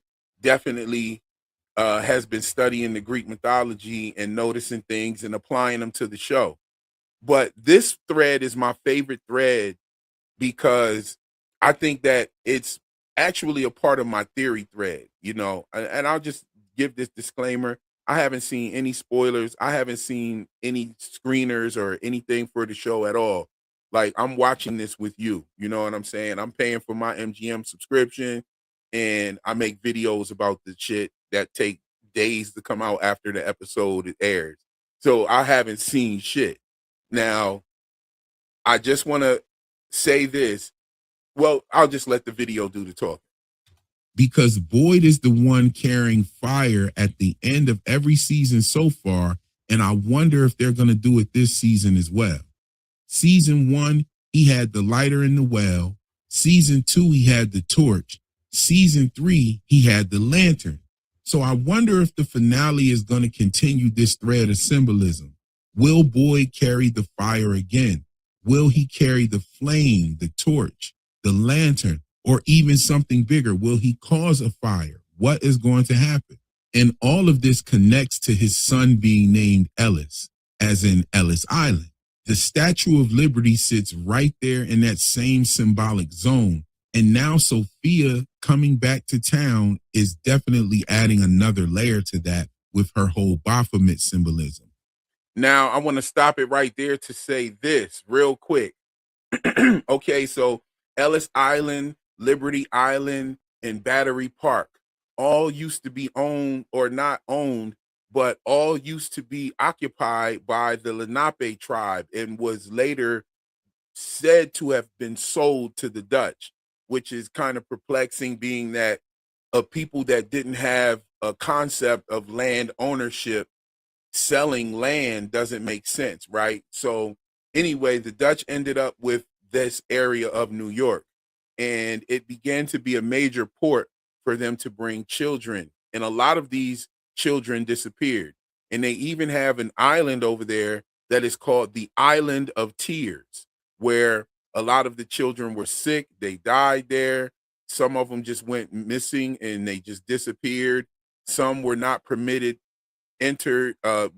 were not permitted to enter into the country, and some of them were sent home and all of that. Okay. So, okay. Thank you so much for the super chat. Said cooking. Thank you so much. Lordinos. Yes. Lordinos 10. Thank you so much for the super chat. Your generosity. Okay. So, so we're talking about the Lenapes, the usurpment of the land in that area. Okay, so then they created Battery Park, and Battery Park was where they stored all of their arms, and it was pretty much the armory. This is why it was called Battery Park, because that's what a battery is. A battery is where you store all of your guns and ammunition, right? So peep this. Funny enough that in season 2, when Boyd was going for the torch, the father of Ellis was going for the torch, he was approached by a man who had just went to the battery, killed Matthias, took the shotgun, and shot Boyd. And then he was shot. Okay? So you have the battery, you have the torch, the father of Ellis, all within that symbolism. And in every single season, the finale ends with this man holding some sort of item that produces fire. So let's continue. Note, in the transformation scene, once again, they showed us the as above, so below. They turned it upside down. And I've talked about this all season and even last season about Sophia and the connection to the Baphomet. And I know you're like, how'd you talk about Sophia last season? She wasn't even a character. No, I was talking about Hiram Abiff, King Solomon, and wisdom. And I brought up Sophia and how it's decoded from the word Baphomet. But I was making a reference to the goat, like Alma the goat. However, the Sophia thing was cooked into my video, you know? And then for them to actually come with a character named Sophia, I'm just as shocked as you are. I mean, you can go through my old videos and see that I've been talking about this stuff for years pretty much. And now it's showing up in the show in the way that it does, and all of the rhyme and reasoning that's been playing out in season 4. Yo, they definitely been watching the channel. I mean, in season 2, I joked about them adding me on the writers team, but yo, I'm sitting on YouTube just giving this shit away for free. Holler at me, y'all. Anyway, let's get back to the symbolism. I've been talking about the 9/11 connections and the number 47 on this channel since season 2 as well. Then in episode 407, they showed us the World Trade Center complex before and after 9/11. But they also showed us that Statue of Liberty. Now, let's just think for a second. What if the Statue of Liberty is not what you were taught in school? Some people believe that the Statue of Liberty is actually a depiction of Lucifer. And I'm not talking about Satan with the red devil horns, but Lucifer as the beautiful rebel, the light bearer, the fallen angel, the one who enlightens mankind against divine order. That's who I'm talking about. Check this out. This is why the torch actually stands out, because Lucifer means the light bearer or morning star. And the classical Lucifer pictures or images is often connected to a torch bearing figure. And if that's the case, then Lady Liberty holding the flame above the world becomes a public image of Lucifer and the bringing of forbidden information to civilization. Now you have this Sir Thomas Lawrence painting of Satan summoning his legions, and there's a visual connection right here with the Statue of Liberty. It's undoubted. Like, look at this. I mean, he didn't paint, Satan as like a cartoon monster with red horns. He painted him as a heroic, almost godlike figure, which is the same symbolic notion that people link to Lady Liberty. And then the Gilliam Geef sculpture Le Genet du Mal gives even tighter visual connections that show a chain figure inside a winged frame. And a lot of people don't know that Lady Liberty stands there with broken chains at her feet. And if this is a Satan sculpture, then that implies that the chains are broken and Satan is free. As a matter of fact, in the book of Revelations, there's a time where Jesus let Satan roam free after the 1,000 years of peace. Could the 1,000 years of peace have already happened and the chains are broken off, and that's why we really got that statue? The sculpture also shows chains at the feet as well. I mean, then you have the 7-point crown that connects to the number 7 in the Polaroid picture, and the crown that you have in Geef's work as well. I mean, in Geef's work, you got the crown, the chains, and the torch right by the feet as well. Can't forget about the torch. Look at the torch laying right by the toes. And that. Yo, and so one thing else is the apple. You see the apple right there too. And that apple is bitten, just like the apple from like Apple phone, right? But New York is known as the Big Apple. So, I mean, Statue of Liberty, gift from France, maybe. That brings us right back to From, because Boyd has been carrying the fire at the end of every season. The light bearer named after Jesus with the Mr. Fish and Loaves nickname. Lucifer, son of the morning, and Jesus, the light of the world. The whole Ellis connecting to Ellis Island, and that being the man's son. And what is the light of the world? The light of the world is the sun. And what? Son of the morning. And this show pretty much gave us the World Trade Center, the Statue of Liberty, the 47 symbolism, towers, portals, cycles, sacrifice, and a town that operates off of ritual. Woo! Luna hit it right on the head. See, this is why I do these live streams where I show the video, because we get to actually talk about the video beyond the comment section. I can give you a real live reply to things that you're saying here.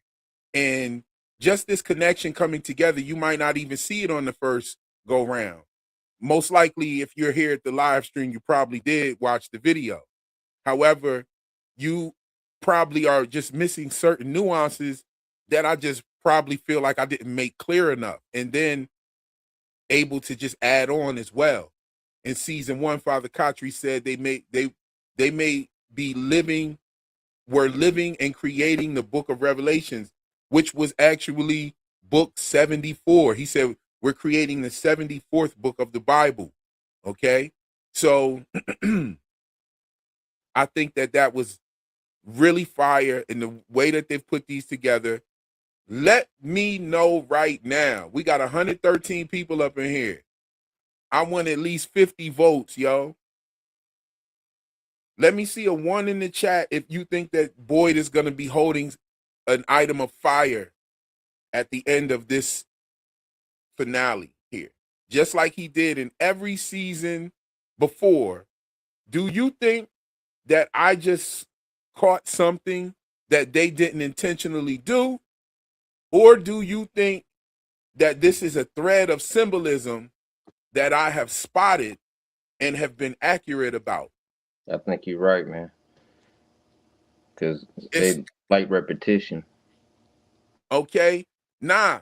And not only that, this man is the light bearer at the end of every season, and his nickname is Mr.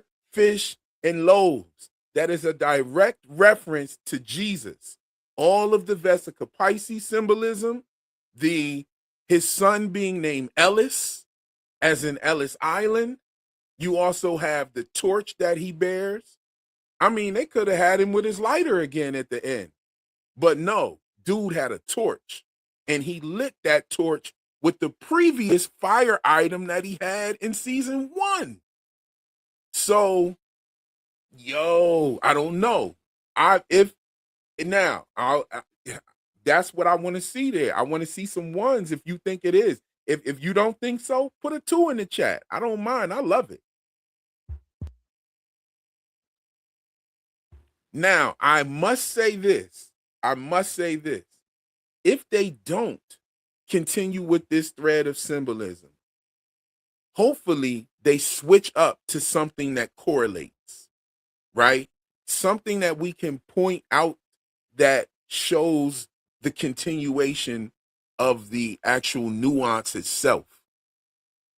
That would be very interesting, and I wonder what it will be. But I hope that they continue with this thread of symbolism, because when I noticed it last season, it hit me like a ton of bricks. Like, boom, and it was crazy because I noticed it in season 2. I noticed that he had his lighter, and he used his lighter to light that torch in season 2. And I was like, oh shit, he's got the lighter out again for the end of the finale. Like, yo, this is crazy.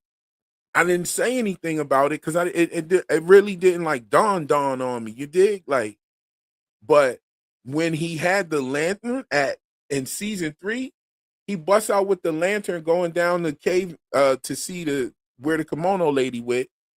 And I want to point this out. He also had his gun with him. You can see right there in the picture. Let me move Luna's comment out the way. You can see he had his gun with him, which is also known as a firearm. Okay? So he had that torch on him. He had that torch with him. He had the lantern. What are we talking about here, y'all? I'd love to see if that's what they do with this, and being that Lucifer's the light bearer, we're talking about the Statue of Liberty. And what's so crazy about it is everything that I've just now said about Battery Park, Ellis, Reggie coming from the battery, killing Matthias. There's a whole lot of symbolism with the name Matthias too. Okay. number one thing is the actual actor that played Matthias was the one out there playing volleyball in the pilot episode, but the actual actor, his real name is Matthias, which I thought was very interesting. So I think that he was picked for that. And we can talk about some of that symbolism later. But the Mr. Fish and Loaves direct reference to Jesus, Ellis as in Ellis Island, Boyd actually having a torch, and then they show us the Statue of Liberty on the show. This is something that I've been talking about. I talked about this from season 2, y'all.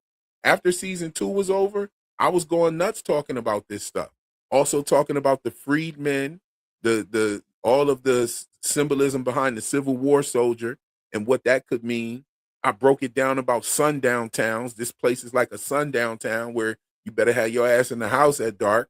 You know what I'm saying? I talked about all of the cursing that they do on the show, you know, and I know that this show is a what the fuck situation, but they do an awful lot of like unnecessary cursing from a writer's standpoint of view. And I think that that signifies that this place is built on a curse. I've been saying this stuff for years, you know what I'm saying? And to see it materialize, and to her actually quoting quoting something, not verbatim, but she paraphrased something that I said in one of my Sinners videos. I said that a ritual is not about what you do, it's more about how you do it. And she literally fucking quoted me like that's almost a direct quote from one of my videos, y'all. Go look at it. We don't have time here to fucking me sitting here like Jeffrey. One day somebody made a meme about me in the Jeffrey Dahmer movie, how he used to make his victims watch TV and shit. real bring you into the live stream and make you sit there and watch the video that he made. Like, but yo, yeah, let's see how we ended this video real quick. I know some of these non-believers out there think that this is a schizo channel. They'll call a name like that, but they'll never actually argue the information because they know they can't. And I think the finale is going to be about roles. Who is the anchor? Who is the torchbearer? Who is the sacrifice? Who is the guide? Who's the betrayer? Who's the one who remembers? And who really does this town need to die for the next cycle to begin? Because, I mean, the Matthews really haven't even been there over 2 months already. So this cycle definitely has to be like a short thing that happens, like shortly after the Matthews get there, boom, you know, everything starts going in motion, everything goes to shit, and then we got to do some sort of massacre. And I just got to keep it a beanbag, y'all. If we don't get like a major death this next episode, I don't know about this season. Like, we need a major death. You gave us one. You gave us 2 last season. You didn't give us any in season 2 at all. And in season 1, you killed all the wrong people. You killed Father Kotri, and the back and forth that him and Boyd had was unmatched. I don't even know why you killed him. And then you killed Trudy with talking about the Alabaster Dragon. I mean, why would you kill her? So this season, we're going to have some deaths on deaths on deaths for this season, because we only got one season left. Right. And I thought this episode gave us a lot to chew on. However, I did not like the pacing. It seemed rushed, and the acting was kind of flat during the end, especially in the tunnel scenes. And the way that they ended it definitely felt off. I mean, this show typically shows us a day and a night, or a night and a day. But this episode, they showed us a day, a night, and a day. And it went and played really fast. It was kind of corny but don't get me wrong. I love the show, but you know I'm going to keep it a beanbag with you and tell you the truth. Other than that, the episode was a great installation to the series, and I definitely cannot wait for the finale. Let me know what you think in the comments. Do you think Sophia was scared because Jade and Tabitha were walking into danger? Or do you think she was scared because they're actually onto something and they know who needs to perform this ritual? Another question, do you think Victor was the real boy that Sarah was supposed to kill? I mean, we see Sophia trying to tell, Henry to kill him. And we know that Sophia can communicate to Sarah. So is that who the intention was for when that markings came on her arm? Because it's not like it was a voice with instruction. And my next question is, do you think Boyd is going to carry the fire again in the finale? Because if he does, we might be looking at one of the biggest symbolic payoffs the entire series, to be honest with you. Drop your theories below. Go ahead and do all that dope. Yes, y'all. Yes, y'all. This is one of my favorite videos from this season. My apologies for getting this video out so late. You know what I mean? But it's up forever. We'll always be able to go back and watch it. We can still appreciate it. And it's kind of dope that I drop it not too long before the finale episode, especially being that I have all those questions for the finale. Like, my main question, like I stated, is will Boyd have an instrument of fire? And I say that as I hop on this plane myself. And you know, I think that it's really dope that they did that for all 3 seasons, and I'd love to see them do it again. You know what I mean? But yes, what are your thoughts, Ray? So once again, I think if they did it the other 3 times, that they're gonna do it again because they like repetition. Okay. They like playing that mirror edge to it when it comes to writing. And Fatima Shantae in the building, thank you so much for your generosity, sis, with the super chat.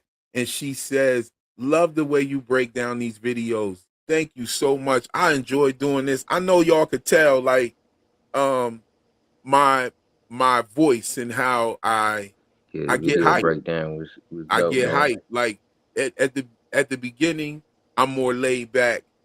Even at the beginning of the stream, I'm kind of like laid back like this, more chilling, you know.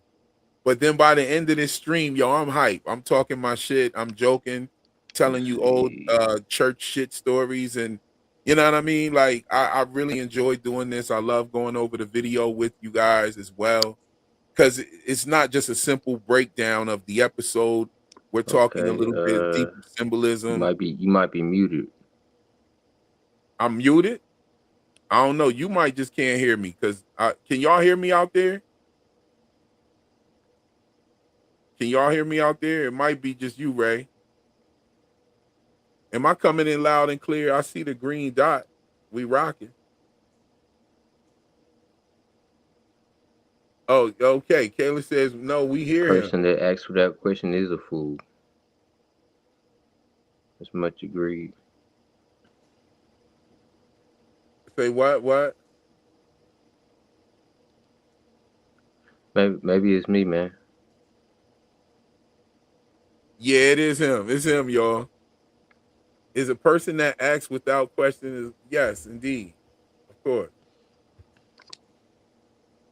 So much biblical symbolism. A miracle baby will save them all. Yeah, it does kind of feel like Stockholm syndrome, doesn't it? I believe he is blind faith.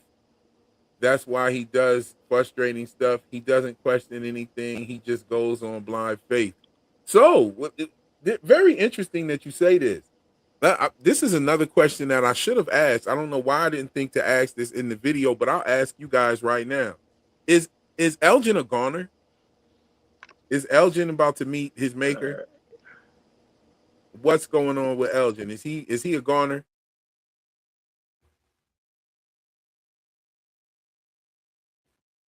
Do y'all think he's a goner?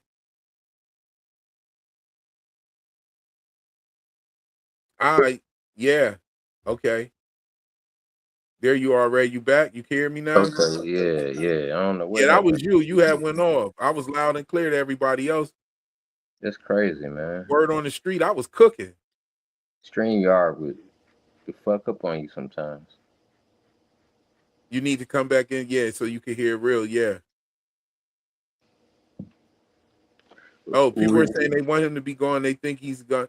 Elgin may not be a goner. I mean, what was you cooking on?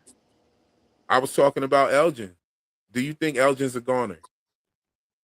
Yeah, absolutely. You do? Yeah, he already fucked up. Uh, I don't know. I kind of feel like Elgin's story wasn't over yet. You know what I mean? I just feel like I don't know. I just feel like there was much more for him to do. What do you think? What else do you think he should be able to do? Because I don't see Yeah, much for him but I to do. think he's fucked. I think he's fucked. You know what I'm saying? Jerry says she hopes not. You know what I mean? But I think Elgin is fucked. She said, I hope not, but Blind Faith left my grandma broke and Jimmy Swagger a little richer. Yeah, Elton is a moron.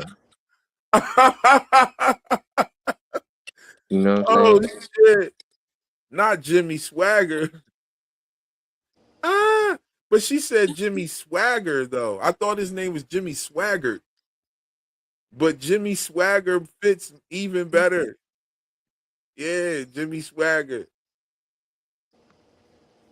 Bro used to be serious. Bro used to be sweating like I was sweating in church. Jimmy Swagger used to get down with the shit though. He was down with it. This brother and Ellis are useless. Down getting paid. He's talking about Elgin. Nah, Elgin's not useless. Elgin's not useless. Let's look at what Elgin has done. Elgin saved Ellis's life. So I guess you think that's useless because like he saved the useless guy. Now I'll give you that with Ellis. Ellis ain't about shit. When his dad last season his dad said, "Hey son, I wanna go down there in them tunnels." He wasn't about that shit. He was like, "Dad, you know." But right before that, he was saying, "Dad, man, we have to take risks." You know what I'm saying? And then he goes in there. He says, "Well, son, I'm thinking about going in the tunnels." He's like, "Dad, I don't think that's a good idea." I would have said, "What the fuck kind of risk you want to take then? Like, what are you talking about, son? Like, I thought you said you wanted to take risks." He was like, he said, "Dad, we got to take risks." And next thing you know, his dad is telling him to let's go in the tunnels. He's like, "Nah, I'm good on that one. Not them kind of risks, Dad. God damn. I didn't mean risque. I said risk." You know what I'm saying? Then but Elgin saved Ellis. What else did he do? He just killed that fucking thing with the voodoo totem. He went and got Fatima's fucking dirt for her. he's he's useful. Shit, because if you could gather dirt after your eye just got pulled out and your hand just got beat the fuck up with a sledgehammer type shit, like if you could get some dirt and bring that much dirt up the steps like that, bro, you useful to the motherfucker. You just ain't been using the right. The right motherfuckers that just ain't using you. You know what I'm saying? Because whatever you just did to Fatima with that Gollum, yo. And now I want to say this. Since we're on this is something that I was thinking about. But I know a lot of people, they like the Gollum. I don't like the fucking Gollum. The Gollum has brought nothing but trouble. You know what I'm saying? The Gollum has brought nothing but trouble. What if the Gollum is why Fatima is body's being hijacked right now? Like, what if this place is like, nah, sis, anything you build in this motherfucker is mine. You know what I mean? I use this. I'm using this on you. You think you're using this on me? I'm using it on you. Like, exactly. Hand looking like mincemeat. Yo, yeah. Swagger will hop the fence. Yo, Swagger was all about that action. He was more energetic than a Little Wayne concert. Like Jimmy Swagger was about that shit. And he done took all of Jerry's grandmother's money. God, Jerry grandma, Jerry and grandma. I don't mean to laugh at that. You know what I'm saying? But that was hilarious that you said that, sis. That shit had me rolling. Yo, the long goodbye. I've been needing to leave for the last 20 minutes. Take care, family. Yeah, I'm about to get up out of here. We about to end it off now in about 6 or 7 minutes here. I want to drop it off at around 3:20, 3 minutes, 3 hours and 20 minutes. You know what I mean? You know, hold on, let's see. Ellis has done some of the same things. I think some of y'all are blind. What has Ellis done? Drop some of the things Ellis has done. Ellis ain't did shit but jump in the brundles with his boots on. Ellis ain't about shit. You said shit, you laughed at her for sending that money. I'd rather yo, yes, we'll be on tomorrow for sure. Who know about Pastor Kearney Thomas in here?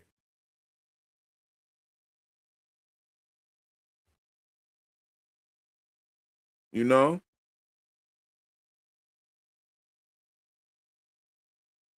Ellis is like a seer and draws the future. I agree with you on that 100%. That is the thing that I have. I'm with Alice. That is one thing that I've definitely attributed to Ellis. Ellis is definitely a seer. He drew Tabitha at the tunnel. You know what I'm saying? Ellis is bugging right now. Ellis is bugging. The way he ran through that, goddamn woods after he closed the door on Roger, that's probably the funniest thing that he's did. You know what I mean?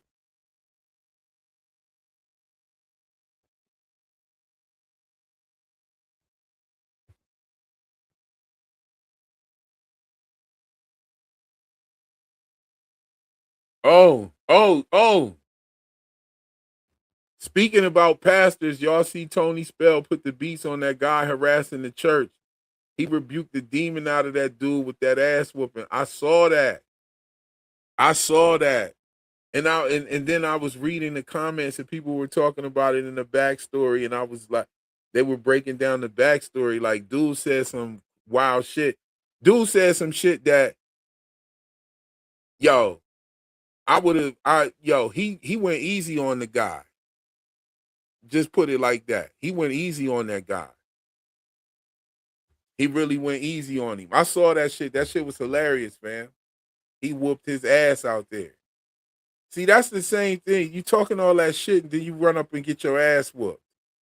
And you talking that bullshit, though. Man, I'm gonna beat your motherfucking ass out here. You talking that bullshit about, like, the shit that he was saying. I'm not even gonna fucking say what he said. It's something that YouTube would strike my channel for saying. But he was saying some wild shit. If YouTube would strike my channel for it, just imagine that shit being directed at you. Yeah, I didn't, I'm not anti-violence. For some people are like, yo, I'm anti-violent. I'm not anti-violent, okay? I'm anti-bullshit. That's how it is. Yeah, he dog walked him. He beat his motherfucking ass. But he let him go off. He let him off pretty easy. He let him off pretty easy for the shit that he was doing and saying and shit like that. I don't know the story. That's them people shit.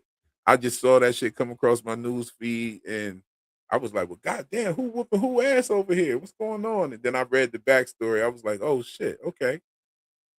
Yeah, he pulled the Holy Ghost out. He definitely pulled the ghost out. Bev Billions is in the building. Yeah, he not as brave as dad. Oh, you talking about Ellis. Yeah, Ellis is not brave at all. Ellis is not brave at all. Like, he spent too much time up at fucking Colony House painting pictures and shit. Motherfucker, we in a nightmare town. The fuck you doing up here bullshitting like this? You supposed to be down there with your dad. You know the situation. You know what the situation was. You see where the fuck we are. You wouldn't be alive right now. You see where the fuck we are. You see what this place is doing. You seen the monsters. You seen the bodies the first goddamn night we was in here. Okay, son?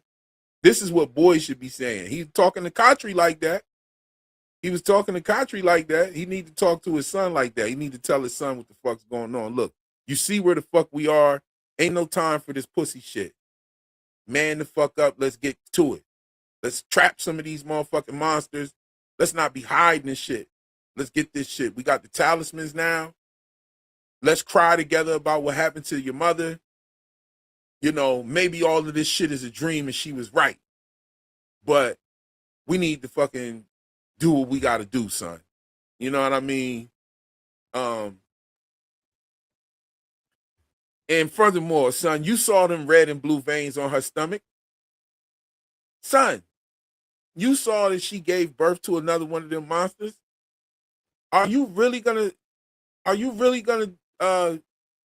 stick it in there after that? I gotta remember that's only 4:20 Eastern Standard Time. It's not after dark yet. I would have said something else. You know what I mean? But we have arrived at 3:20. We have arrived at 3:20. I appreciate all of you for coming through. I appreciate the brother Ray for coming up here, the Soul Taker 06. Yes, indeed. And giving us a little insight on the Chrono Trigger situation and connection to From. It's definitely connected. No way around it. You know what I'm saying? John Griffin said that he liked video games and all that type of shit. You know what I mean? This shit could be a video game. I wouldn't even be mad at it, though. It's a fun fucking video game. And if it is a video game, it would be like a Chrono Trigger game, which is very detailed. You know, master writers came together to create that classic game with so much lore and information behind it. And that's what we see here and From. I wouldn't be mad about a video game. I wouldn't be mad if it was a video game at all. You know what I mean? I wouldn't be like, but it's real people though, like getting sucked into the shit. You know what I mean? And it's based on all of these old ancient rules or some sort of enchanted video game or some shit like that. I mean, that would explain shit like, you know, it looked like some sort of finger just came through the house and just tore the house down. You know what I mean? The hole that she dug was the size of the first stuff falling down into the hole and all of that. It was like a hole in the whole house, you know? And it just looked like somebody just put their finger through it like a goddamn sandcastle. You know what I mean? So, you know, yeah. You see my stuff in the real world too? Yo, you know why? Because this esoteric symbology is everywhere. And this is what they use. Whether you believe it or not, whether you think this is a schizo channel or whatever the fuck these motherfuckers be saying and shit about my channel, like whatever you think, even those people participate in it every fucking day, whether they believe in it or not. So I'm not discouraged by the naysayers or the non-believers and stuff. You know what I mean? I'm more worried about like, you know, the fact that they try to suppress the stuff that I'm saying, like with shadow banning and all of that. But it's all good. We still here cooking. We having a good time. Like this, share this. Go to my videos and watch 2, 3 in a row. You know what I'm saying? Go check them out. I might even come up with a list of recommendations of my videos to watch that, you know, with all the links to them so you can go see. Like, yeah, Real Enigmas and Theory's been talking the shit that we seeing right now in season 4. He been saying this shit since season 2. So like I might put together a compilation of videos for you to go watch. I'll post it. Be on the lookout for it. I'm gonna see if I can do it. I got a bunch of them. Like, and I don't know, or I might just go and clip up a bunch of the videos and just get to the important parts, because I'd hate for you to go watch a video and you'd be like, man, that shit didn't happen. And it didn't even get to the part that I was talking about yet. You know what I mean? So I might clip them up and put them together and, you know, do brief explanations in between each one. You know what I'm saying? And drop that shit as a video. Especially, that'll be a really good video for after the finale. But yes, y'all. Thank y'all for joining again. Like I said, thank you, Ray. Thank you, everybody that came through. I love y'all. And I'll see y'all in the next live stream. We're gonna go ahead and do Saturday Night Live tomorrow night. And we are going to carry it into the episode. So I'll go ahead and stay live while the episode is on. And then we'll stay live after the episode so we can sit there and talk about what we just witnessed. We might need therapy after this. We don't know. Somebody got to go. Let's go. Peace.